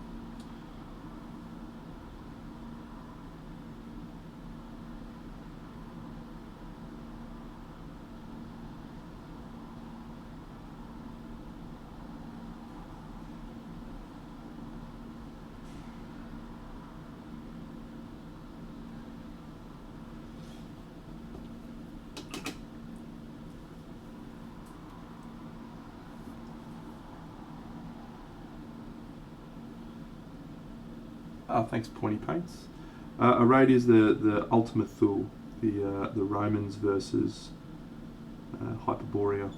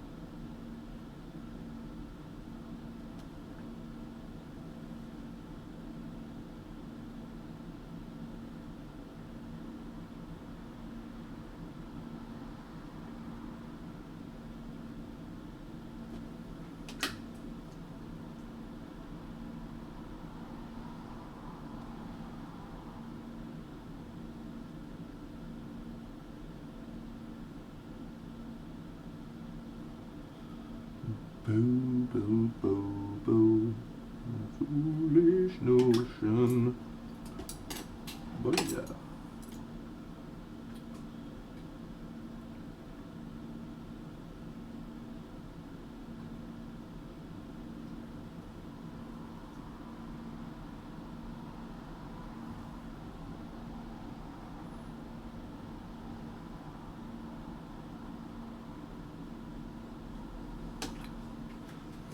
Absolutely, Sleepy Slang. It would be my privilege and pleasure to roast you sideways.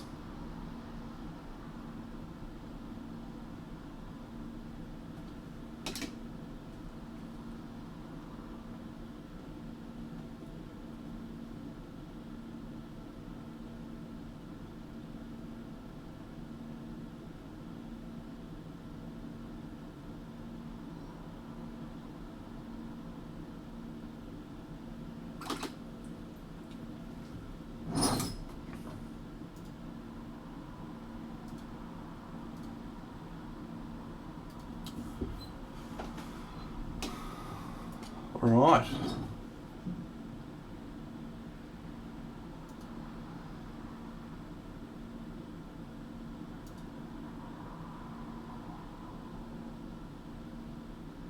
Have you got any pictures I can zoom in on?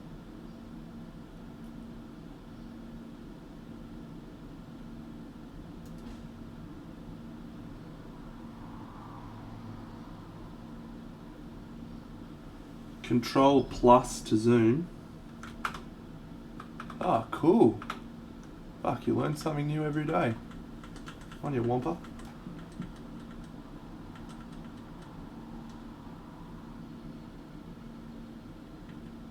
And you even use the right yaw too. You're a fucking specimen, mate. I love this, mate. I think it's awesome. I'll try and go fairly critical because you're obviously good and better than me probably. So where I feel like the piece could do with some improvement is the skin tone relative to the armour. Like I'm struggling to differentiate between the two. It's more noticeable at a distance, but up close it's you know there's some tonal differences. But I think to reinforce the metal being metal, I would have probably swung that grey a little bit more, you know, pinkish or brownish, orangish, just something to help reinforce the colour of the metal.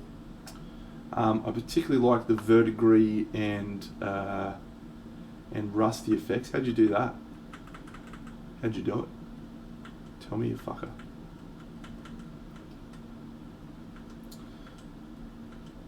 Where I think there's some areas for improvement. The head, the elven head out to the right there is actually lacking in contrast. If you just stand here and compare it to the contrast on the rest of the piece, it looks very pastel, very desaturated. So I think you could have done with just some final pop highlights on the hair, and then maybe some deeper shadows on the thing. And I probably would have tinged the skin tone a little bit grayer. The base is weak and doesn't feel anywhere near as cool as the rest of it. But yeah, just some non-metallic metal observations. I really like that gut plate. Absolutely reads as metal, particularly from a distance. Perfect. Shoulder pad on the left, not too bad. Probably could do with the edge highlight on the bottom or the top. Helmet's good. Horns could probably be a slightly... It's supposed to be copper, is it? Okay, well in that case I'll retract my comments, it's rubbish. No, it's good. It's not reading as copper, my friend, it's reading as metal to me, not copper. Take from that what you will, because it looks good. But this axe is a little weaker than the rest of the metal. The central cylinder is good. The axe blade at the top is okay. But yeah, the flat panel with the entire highlighting down the bottom. Doesn't quite work for me all that well. I think it could have changed the placement of that highlight, made it a little different, and it would have possibly looked a little better. But yeah, mate, that's a very, very cool piece that I would be chuffed with. Let's just do some control minus. How good? Fucking whomper. Fucking champion. G'day Bucks. What's going on?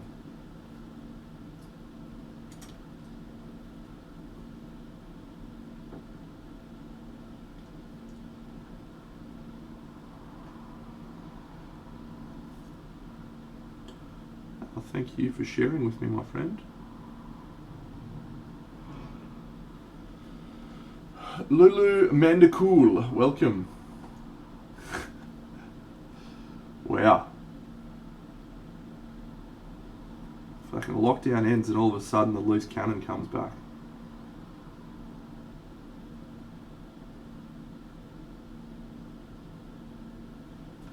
Time to calm your farm a bit, son.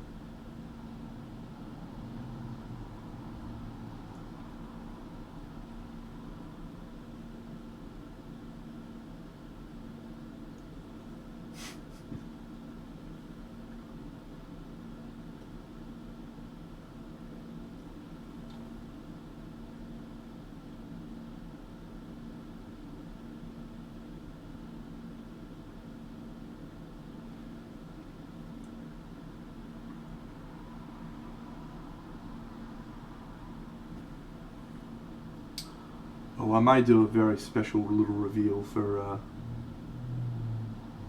you great people in this stream because you're wonderful. We are about to launch Crimson Brush, the Australian painting competition that I'm organising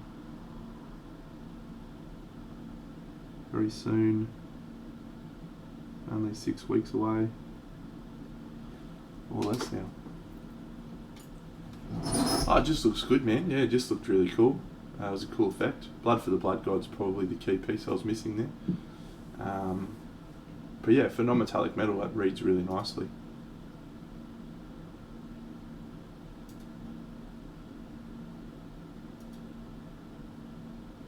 Yes, Mick Hot Dog, Crimson Brush is a painting competition held in Canberra in late January, being run by my very good self.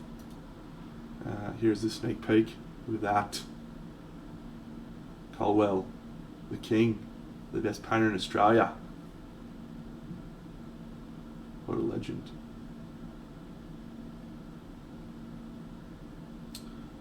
So yeah, we're getting hype.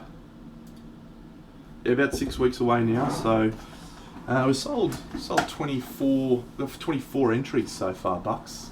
Did you know that? Pretty cool. And we sold 10 lounge tickets. So I'm excited. Are you in Australia, Mick Hot Dog? I hope so. Come along. No, it's just in person, Sleepy Slang. We contemplated a digital one, but I think we'll stick with online for this one. Not online, in person.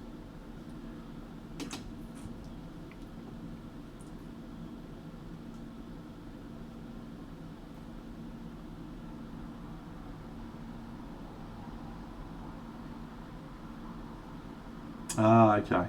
Well, you're welcome to come across.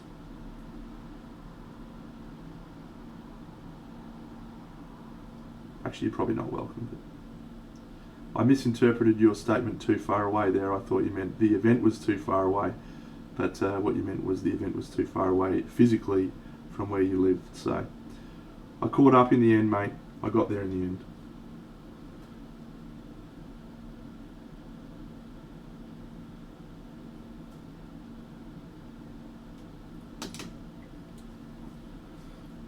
Look, it is sad face, but at the same time it's also not sad face because, hey, it's nice to be able to catch up with our friends in person. So, I am looking forward to that.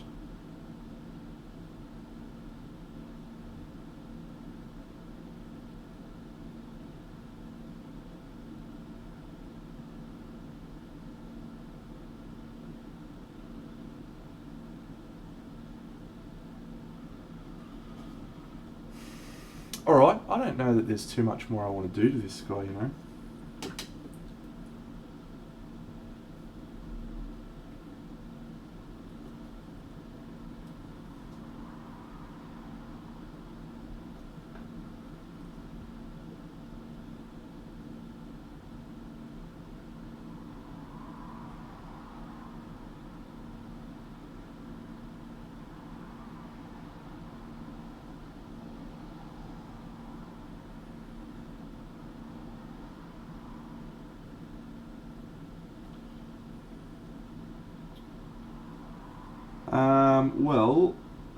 Actually, let's ask the question.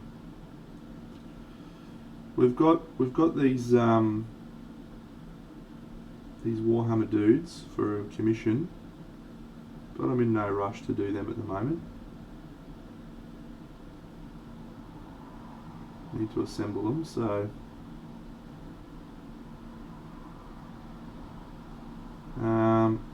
yeah, I guess we can throw it out to the panel. What should I paint next?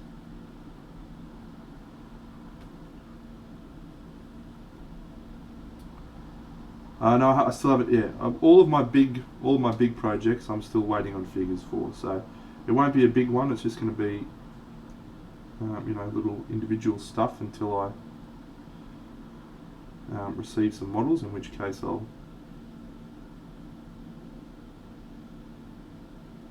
consider which one of those I want to do next.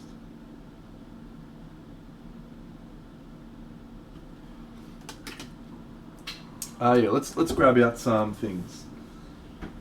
So I was contemplating doing a. Oh, actually, you know what could be cool? This could be a bit out there.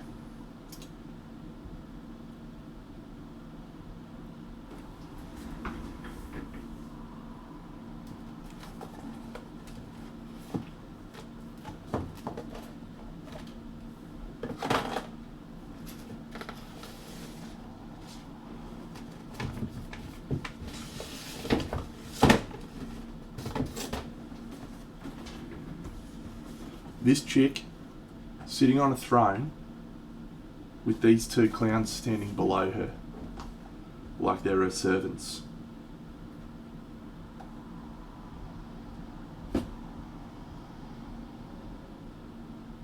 Big piece. Her at top. Two dudes standing down the bottom. I wanted to do these two dudes together.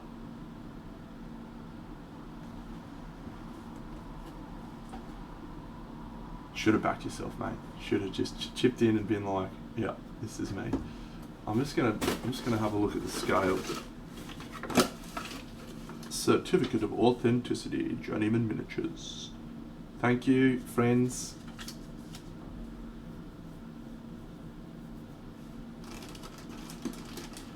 Indeed, and I am absolutely supportive of those people making that decision.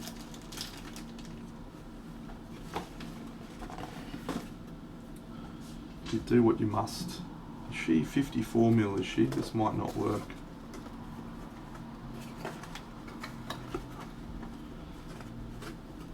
No,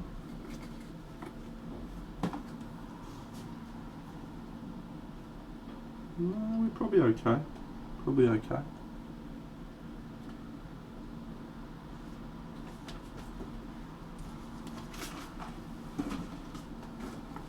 Alright, so I'm just going to sketch it out. So we have the throne here, and then we have a elaborate winding staircase.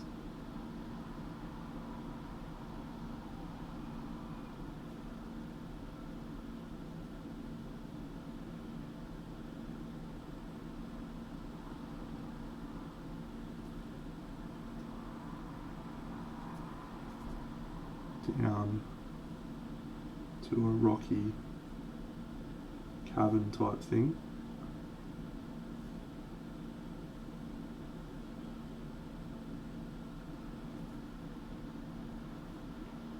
But let's actually have this like be floating. So there's negative space here and here. And then these two dudes standing here. What do you reckon?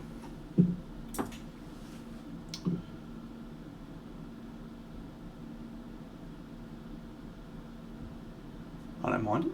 I think it could be cool. Do some sculpting.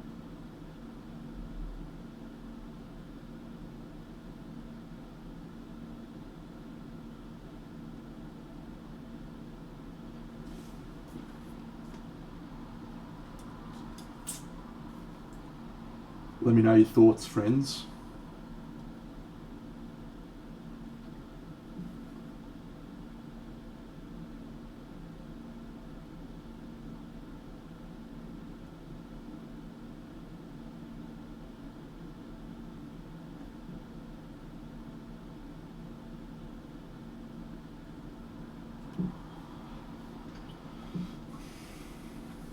Well, yeah, one guy could work, but I really wanted to do these two dudes standing side by side.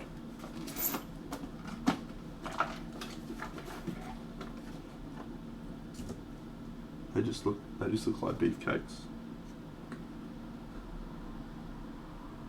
and I enjoy them. All right, that is locked in. Locked in. Why do I do this to myself, eh? Seriously. I'm just a fucking mug sometimes. Just an absolute twat burger.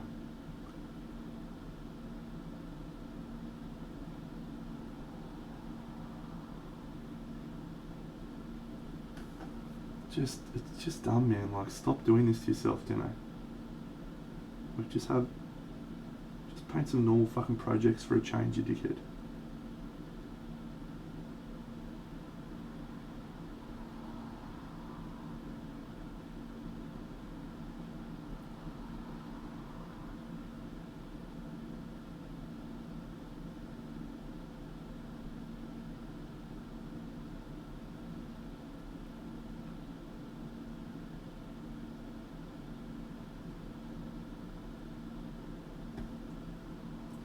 Alright, you know what? I feel like I'm just fucking about for the sake of fucking about on this guy, so I am actually just going to say finito, I think.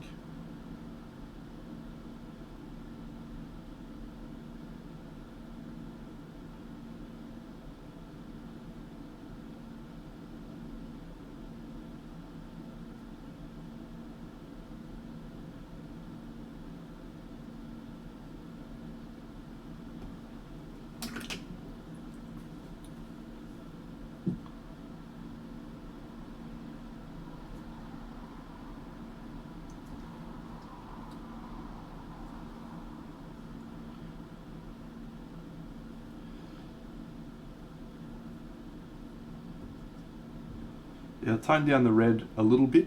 Wanted the red to be reflecting on the metals pretty heavily and not much else. So thanks to Warren Cronax, what a cool name. But yeah, I think I'm pretty pleased with the overall outcome.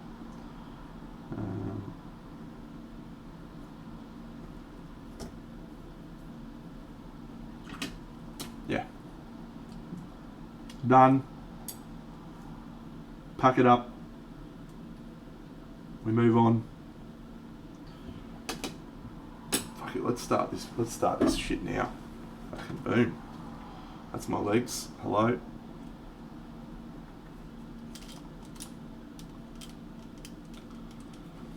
Camera right there. You can all see it. You can all see what's going on. Let's switch to autofocus.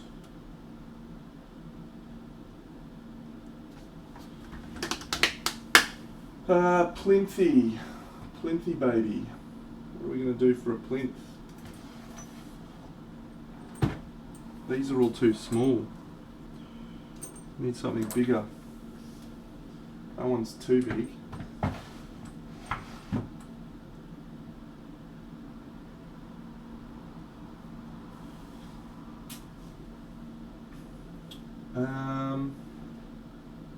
I might have to go shopping at Bunnings and see if I can get something.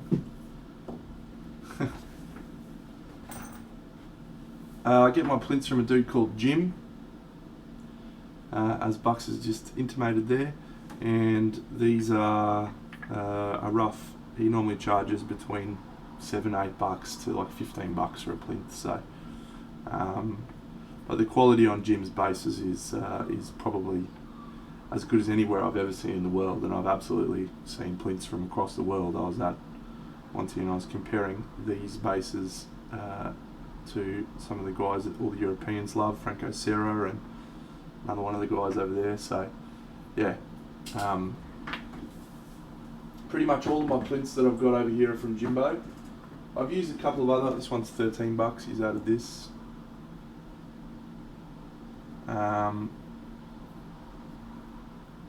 Yeah, so, and he's a fucking legend as well. Highly recommend it, Jimbo Jones. Oh, I just had a fucking banger idea. Oh my god. Here we go. Let's go! Let's go! Alright. I've got a couple of little things sitting in here, which are from a big garage kit. And we could use these as a basis for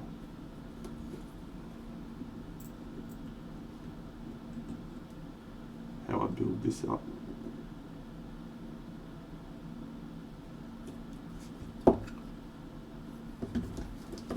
This might be a little bit too out there though.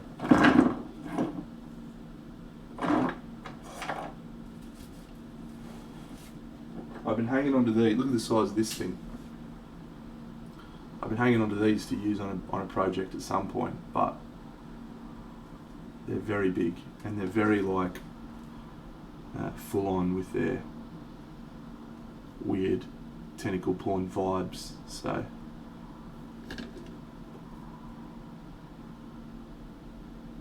we may not. Pull the tapeworm out of your ass, hey! This big dude. He's just like, hello.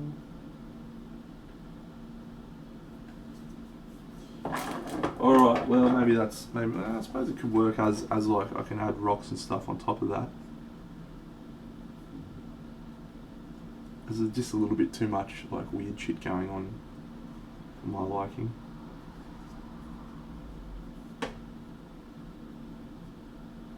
Yeah, so didn't you see my picture here, mate? This is a staircase, to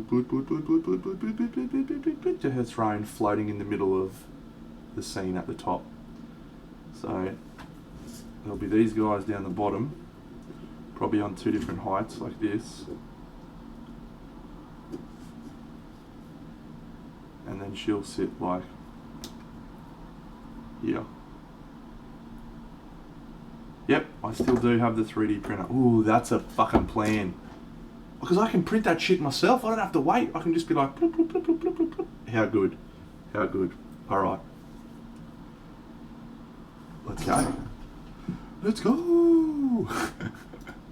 What's the name of that fucking place? Is it my mini factory? Nah, I'm not sculpting shit. Good. Let's fucking go. What would I like to... is this the one I normally go to? I can't remember.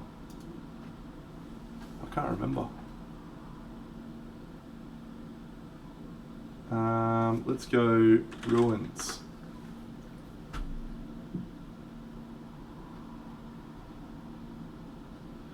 Let's go premium objects. Yeah, I don't like Thingiverse. I think this is the one I use. Desert ruins, no.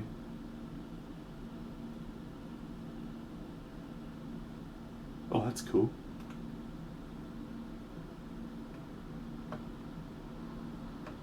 Let's change this to be Celtic ruins, maybe. Let's see if that works. No, let's try Gothics.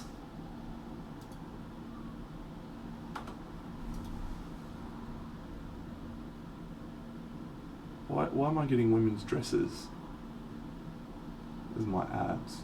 I don't appreciate that. My girlfriend's been using my computer again. Oh yeah, that's a good idea. Ruined stare.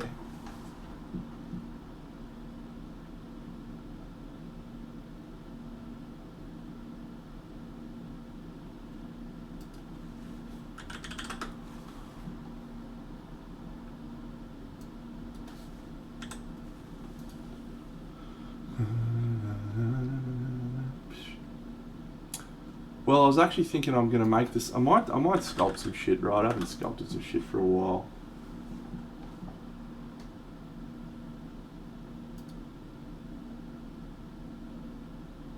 Yeah, not bad, not bad.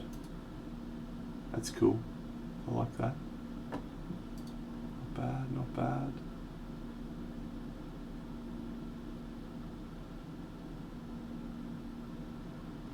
What's the name of those? What's the name of that mob? Loot Studios. I'm sure they've done a. I'm sure they did a thing that fits in with what I was imagining.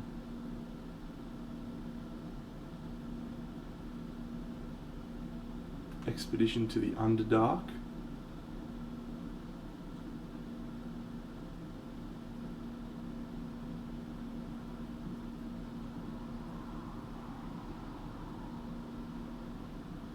There's some stuff I use for Camelot.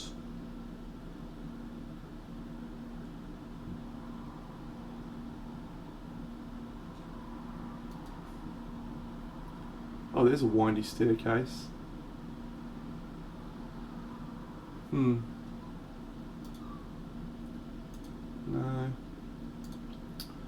Let's try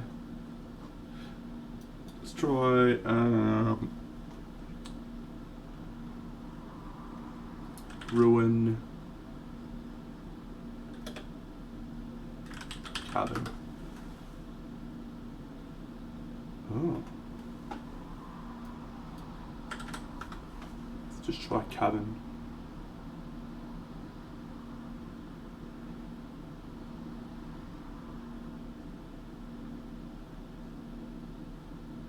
Oh, these are cool. Little shroomies. Ooh.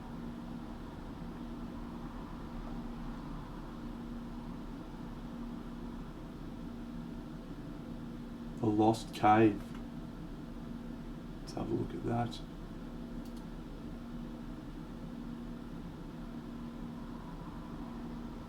My girlfriend's obviously been having a bo peep on my computer because there's fucking women's clothing everywhere. I'm sort of leaning towards this sculpting at the moment. I've got a clear vision in my head, and I don't want to try and. I might try and find some little knickknacks that I can add and print some little knickknacks, but I sort of feel like the main structure I might build up.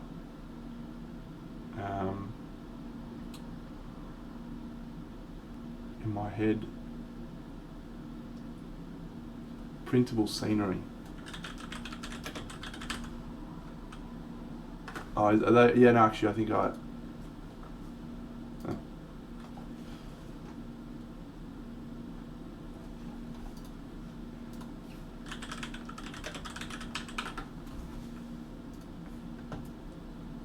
Oh yeah, these are the guys that Benny did his halflings from, hey? No, I have looked at these ones before. And I nearly bought something from them for Camelot.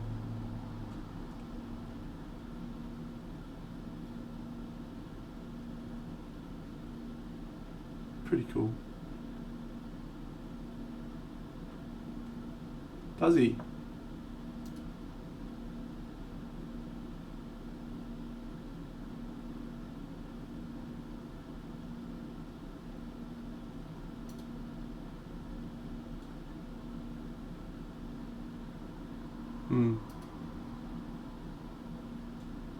I've had a long shit before, but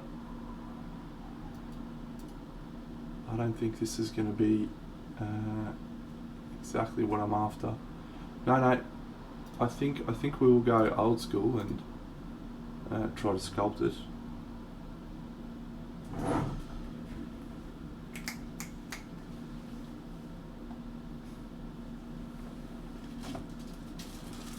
every now and then you just get little bits of things, right? You got to keep those little bits of things. Look at this. Look at these little bits. What are they? They're bits of wood. But these can be floating staircases that I can sculpt. I just need to put the height. I need to add a little bit more height to them. So we need to add something in between.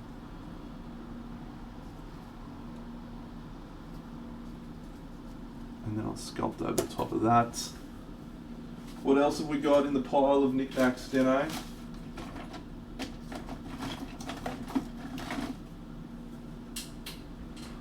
Fuck, this could actually just be the base by itself, right? This is a thing I bought from a long time ago. It's a Warhammer chariot base.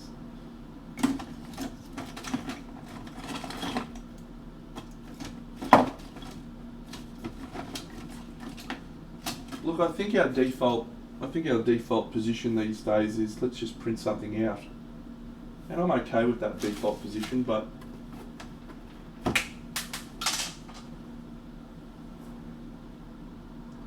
I'm also okay with let's just make something using our hands.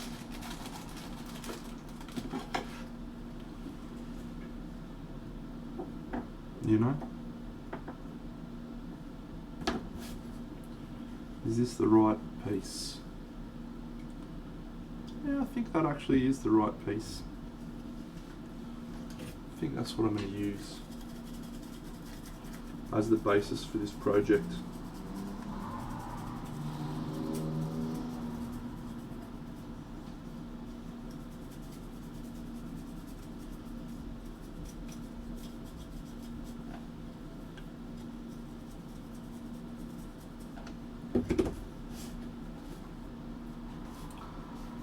So, if we go a floating staircase that is starting up here,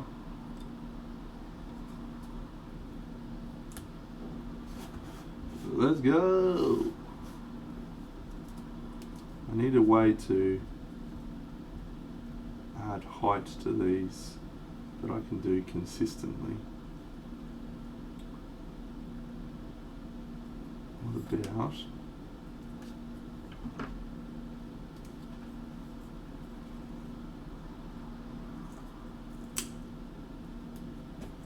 this plan?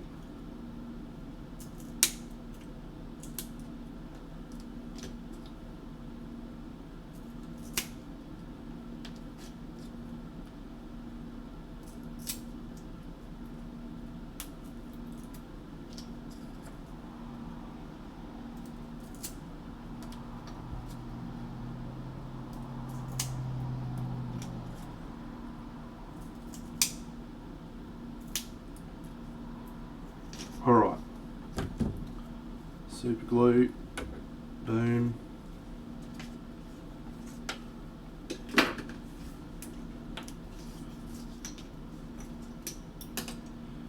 This is how my projects generally start, friends. Just absolutely no fucking idea what's going on. And then they come together.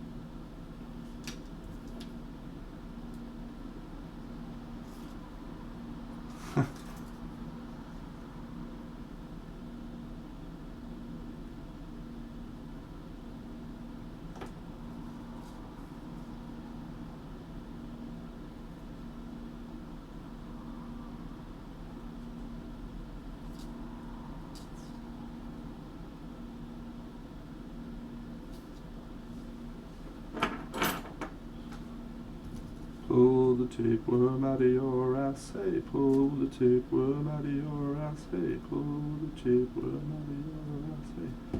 Well, it's a bit much there, Deno, probably a bit much. Good job, we'll make it work. Jeepers, way too much.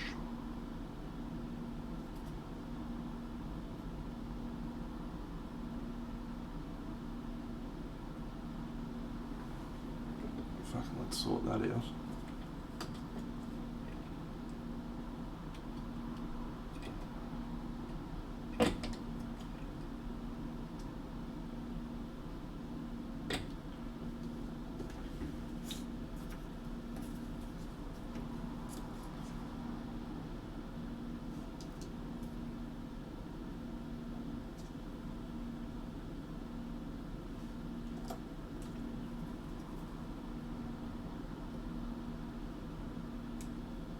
Oh no, I've just super glued my fingers. Fucking business as usual.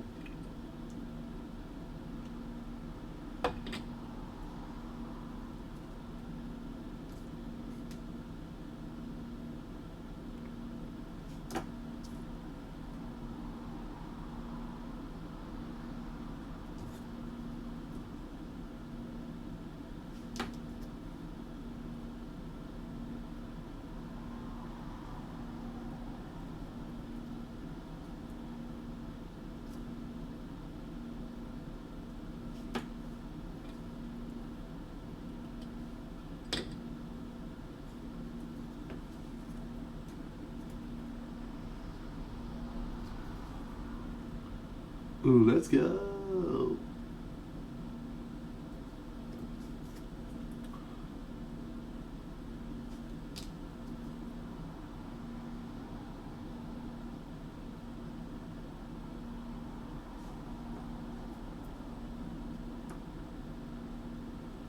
Just need to start it a bit higher. So let's get some of these bad boys. Good. Good.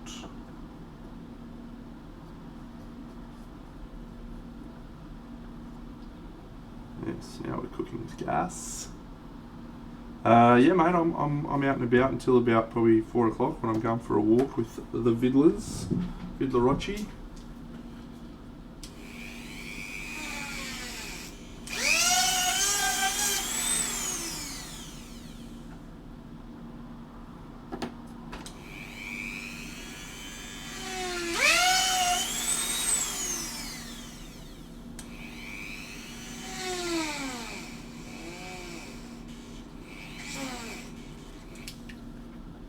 Very good. The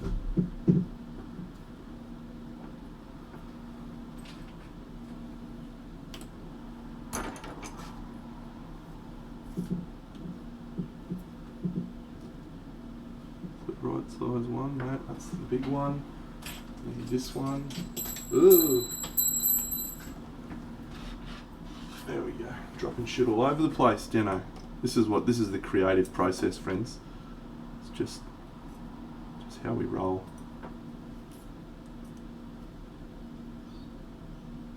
No, I just haven't watched it yet, mate. It only came out yesterday. Fuck, come on.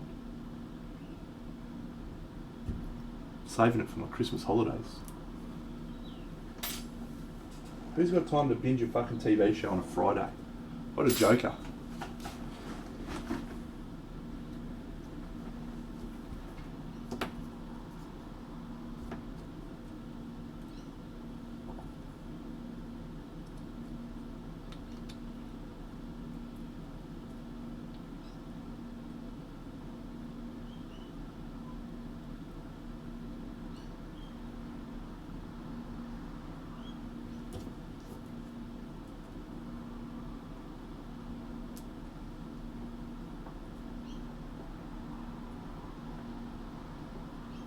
Okay, yes, about there.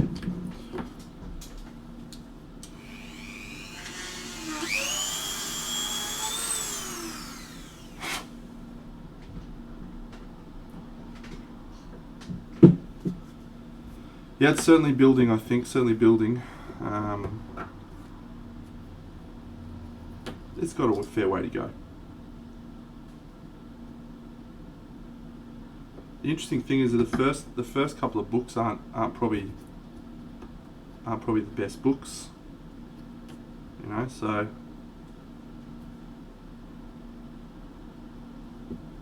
it's got to do a lot of heavy lifting the show to try and get people in before the actual series starts really going hammer and tong. Yeah, 8 seasons is the plan, mate, I believe, so just hope it gets that far, personally. I think that'd be cool.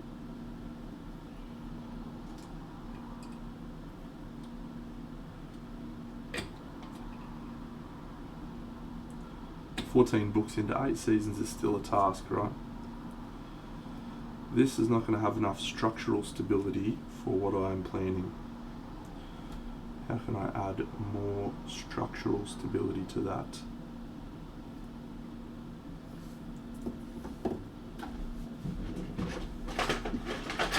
As always, we go to the wonderful Need It.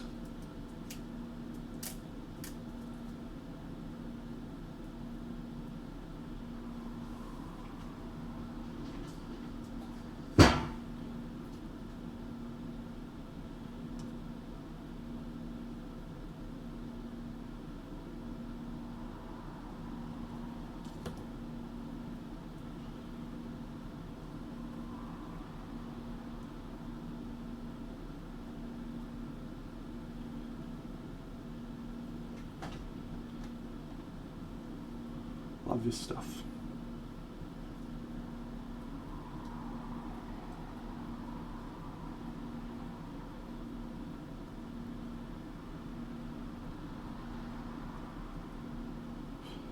So this stuff will go hard as a rock very, very quickly.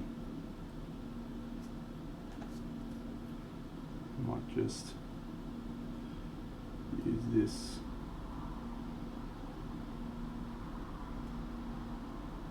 To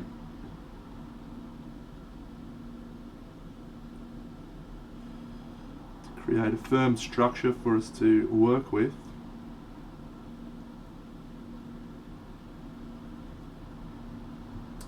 As we go.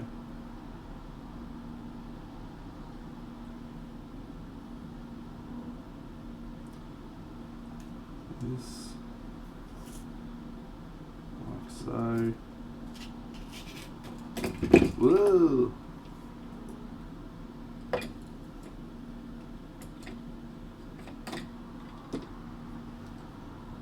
Okay.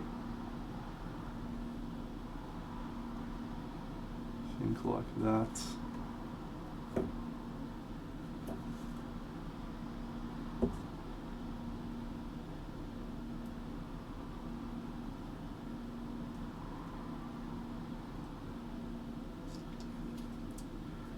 It's a material called Need It.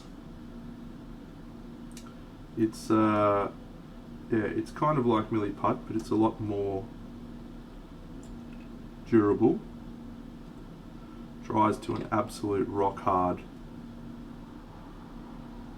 finish.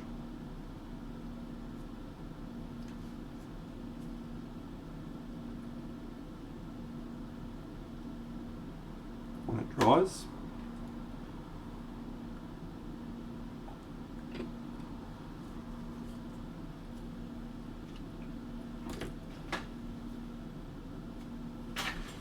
And I always keep plenty of it on hand because it is an integral part of my terrain building process.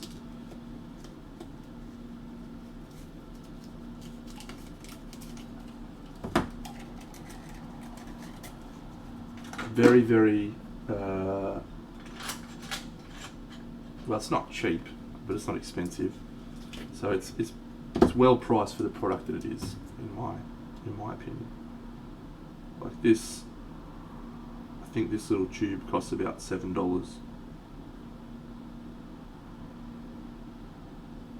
But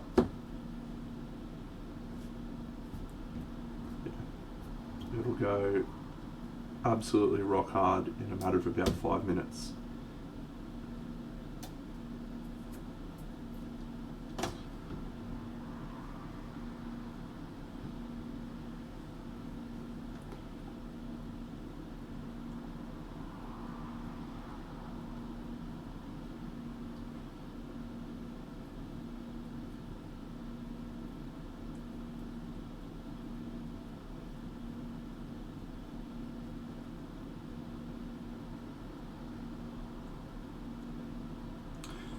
and you can shape it with a sculpting tool and all that sort of stuff. It doesn't react in the same way as you know, the other sculpting putties that everyone's used to using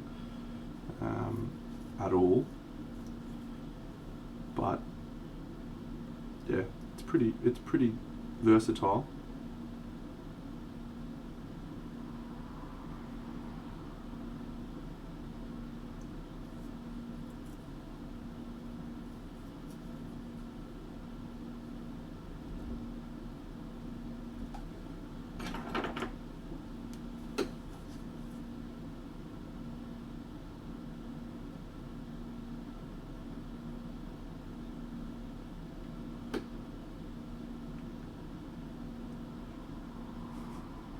And this is the challenge for me for 3D printing, right? I've knocked this over in a few minutes. Even with the ease of 3D printing and how quick it is, you've got to find it, you've got to wait for it to be printed, you've got to sculpt it yourself. Doesn't save that much time for me.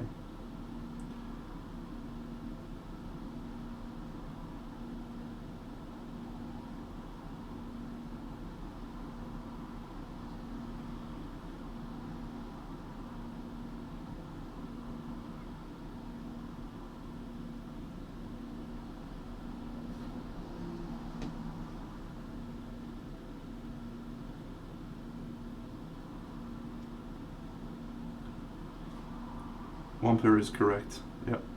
I'm sorry I couldn't stop and show it to you, but it does dry very, very quickly. So you have to really get in there.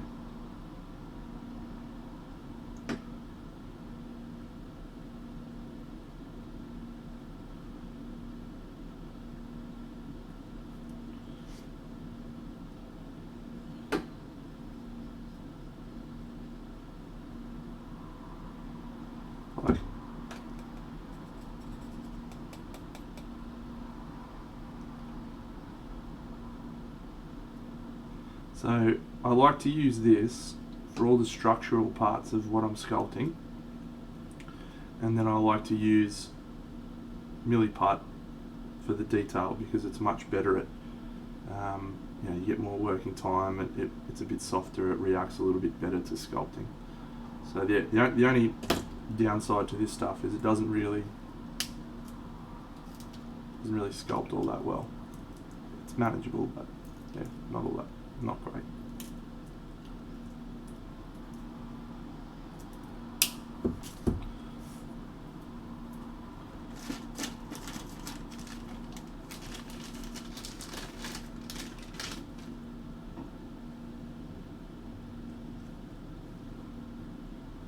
And there it is.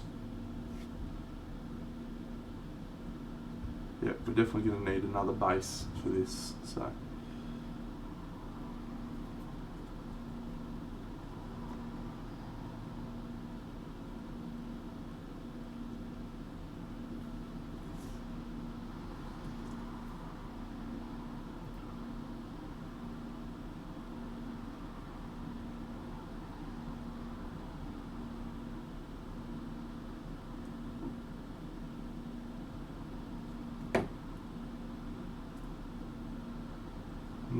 Cool.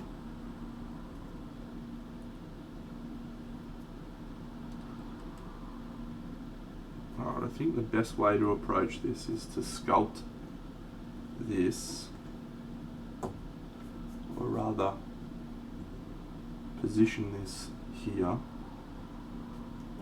Just make sure that angle's right. I want it to be like that. Yep, I want this whole piece to be detachable so that I can paint it separately.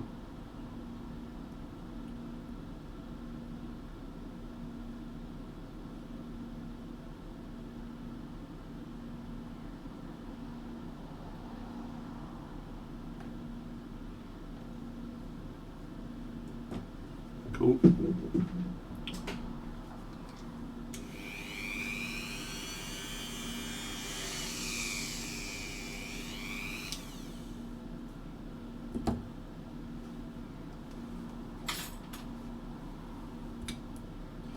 He's a maniac, maniac on the floor.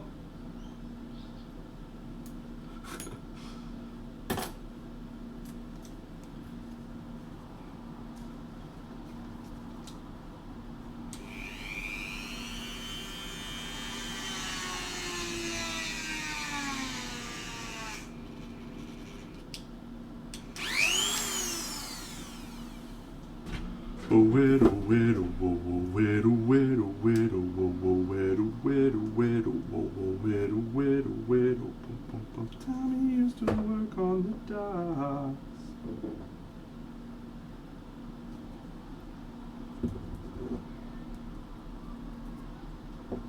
Alright, so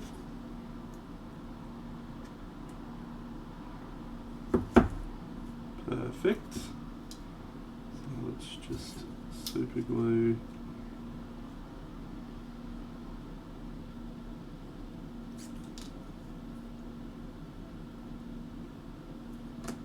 that there.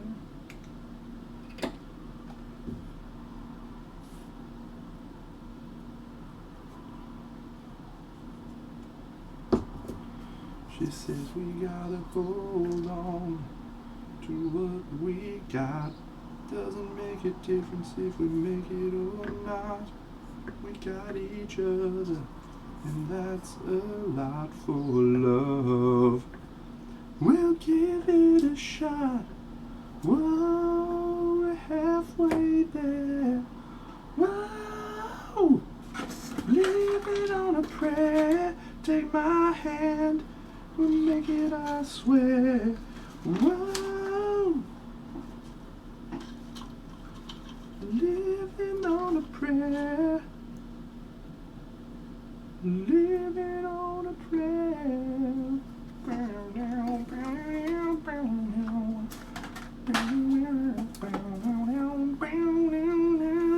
Ooh.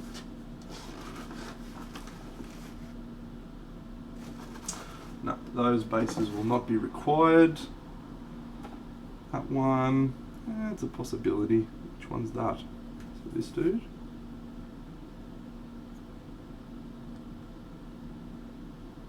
Certainly looks like that guy, so I suppose we could... I reckon this guy goes here.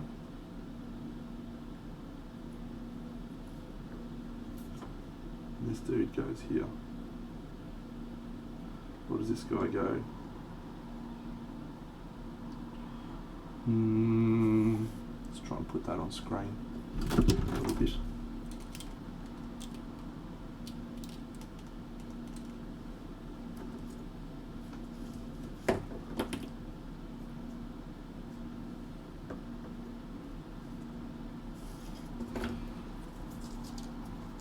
We're deep. We're deep in the tank.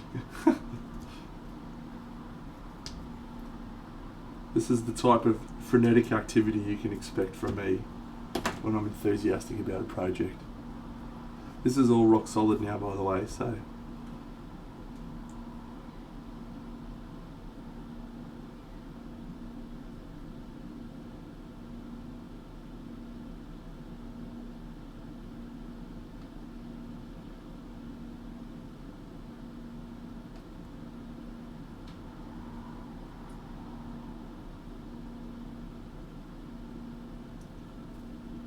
We gotta hold on, ready or not.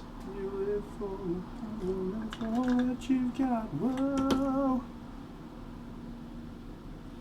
So we're just going to turn that a little bit into stalagmites. We'll continue this building up of this activity. As I said, I'm just using this stuff to help give the structure a little bit more rigidity. It isn't really an ideal substance to be using for fine detail, but it will help this structure be much more stable. And then I'll use milliput to sculpt the rest.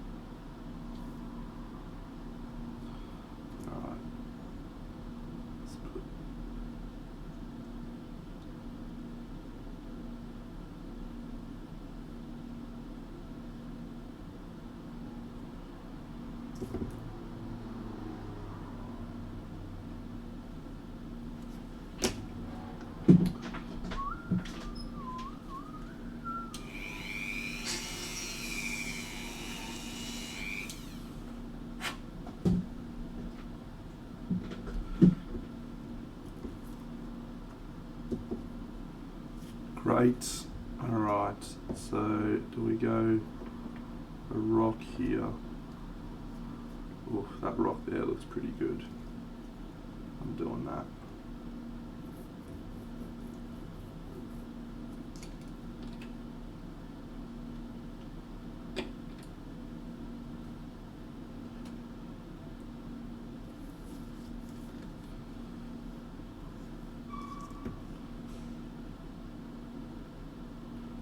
Crafting with Dino. What a wondrous time we're having. Twitch, 8 months. Thanks, Topolis. What a wonderful human you are. Of all the people that I've met from America, you're probably one of them.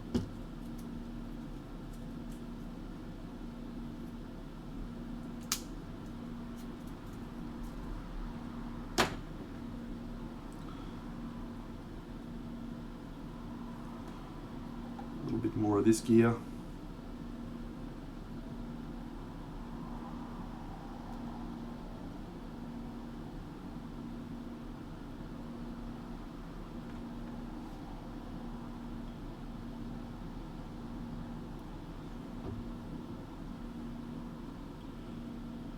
And again, this is just structural,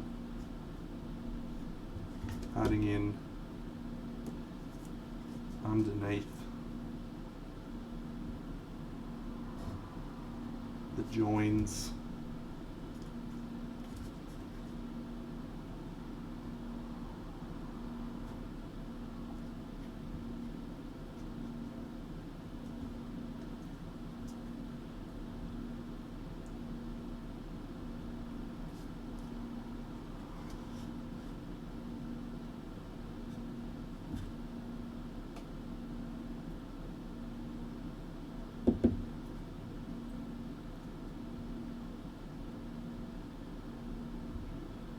Right, cool. So Ultimate can stand, or do we use this guy to stand there? Sort of like that angle of this guy standing here. Let's put her on the throne.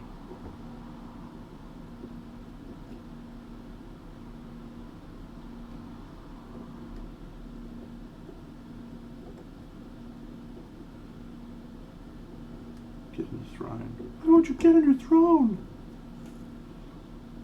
And go like that.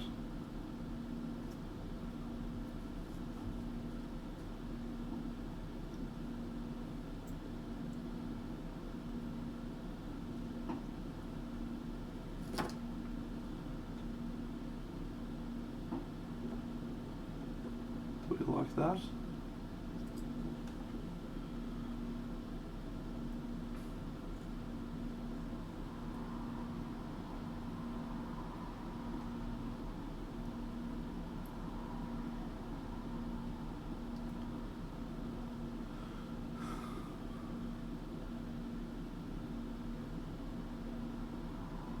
Yeah, I think that's the go.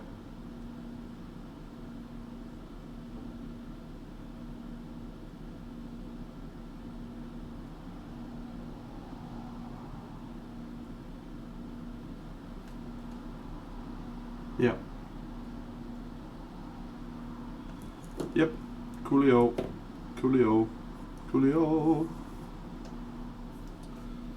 Just gonna nip a bit of this off.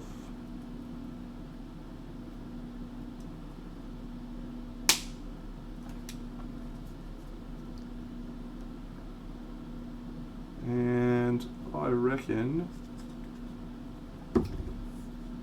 we're about done, friends, for today.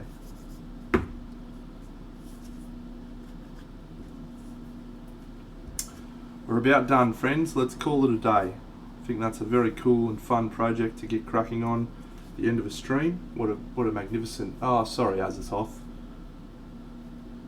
Well, what I might do, I'm just going to go wash my hands and then I'm going to varnish my Goblin and I'll show him off. But yeah, crazy way to finish this stream. I'll tell you what.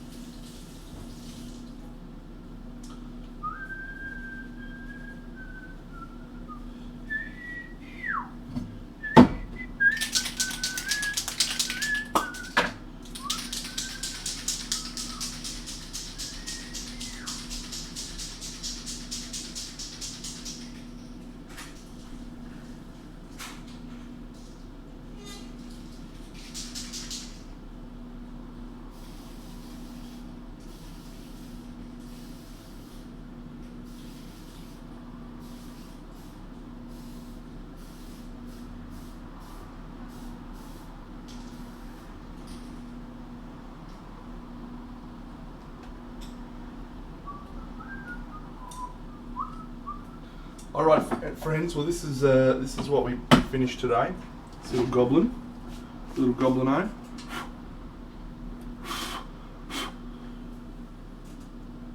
He's just drying after my varnish. Let's put a little TD on there, shall we?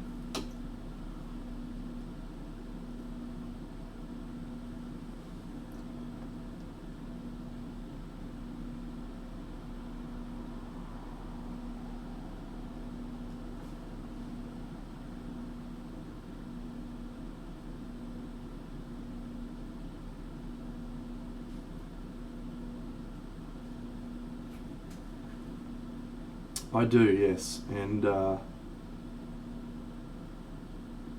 explain why.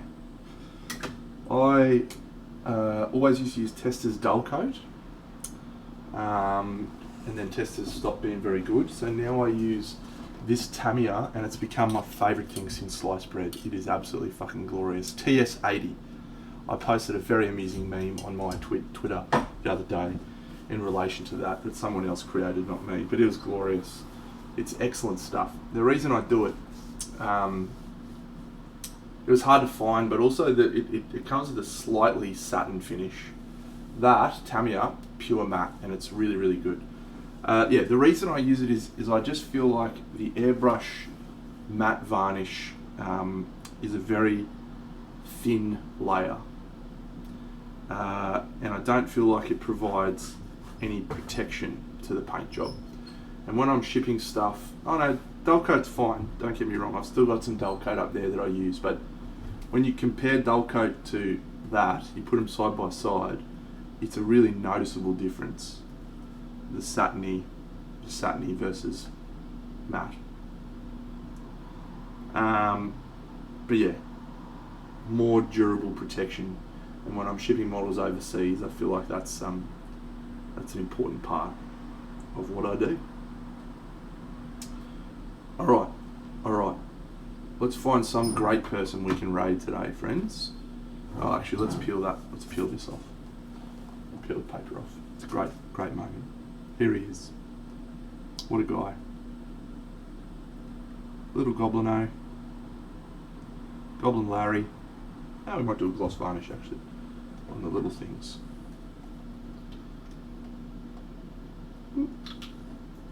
Little cheeky gloss on these little gems. Boop. Boop. Boop. Just for that contrast, just for that textural contrast of shiny versus matte.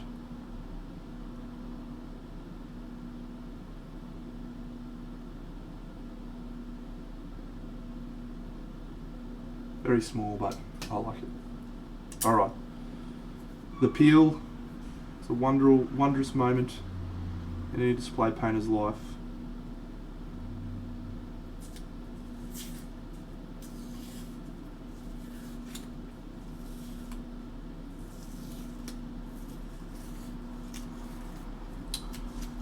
When you say it runs, what do you mean by that, my friend? Do you mean that the paint spiders out on the figure?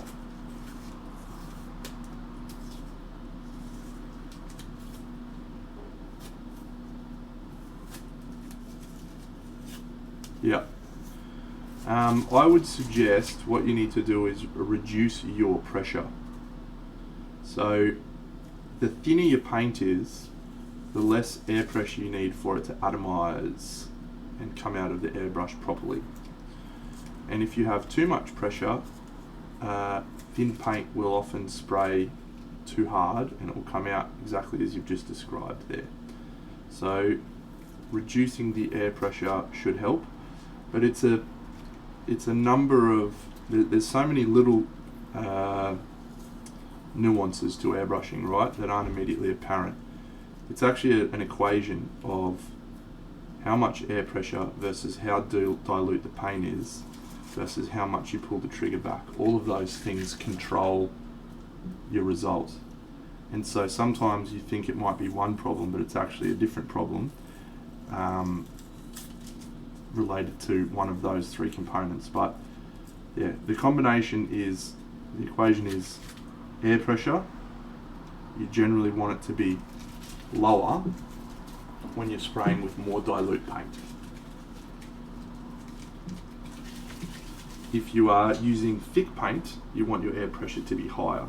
So if you're base coating or priming, you use a thick coat of paint, and so you use a higher pressure. If you're doing fine detail work, you need to use lower pressure and thinner paint. However, if you go too thin, you'll find the problem that you're having. If you have too low pressure, you'll find that you don't get any spray at all, or if you do, it comes out in a spatter. Or and then the other issue is that different paints airbrush differently, right? Like Citadel paints, not generally great for airbrushing, and then specifically airbrush paints, usually you don't thin too much comparatively, and you know, there's all these little things that can factor into it, mate. So, but it sounds like it's an air pressure issue. So mine runs at about 15 psi, if that's something your compressor can drop to. I find 15 to 20 is about my sweet spot. I do most of my stuff there because you can also control with the trigger. Like if you don't push down the whole way, you just push down a little bit, then you'll get slightly less air pressure. So you can just go down a little bit and then come back and again. But that's a fine control skill set that takes a while to develop.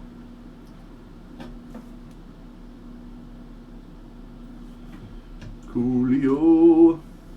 Yeah, Sergio's the king of airbrushing. I love Sergio. Go follow Sergio. Yep.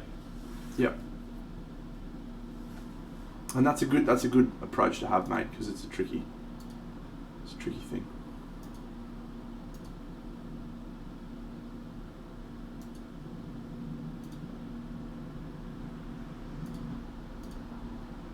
Good. Miniature figures. Indeed, thank you, friends. What have we got going on here? Greyhawk All-Stars event. That looks cool. Yes, Party Monday. I'm pumped. And Kleiner Spezial Stream. What's this person doing? It'll stay in place now. That's awesome. Is that a little fucking thing? Right. How cool is that? Oh, I have a couple of keys over here, don't I? Don't I? I like stuff like that. Yeah, it's like a little box. Let's go have a raid here, friends, because that's cool. She's been going for 4 hours, but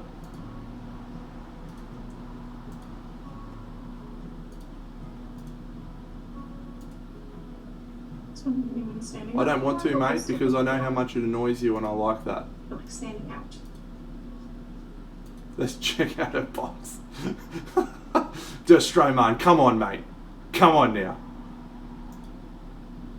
You're all wonderful, friends. See you on Party Monday. Hopefully we'll have this project a little bit ready to start. Raid!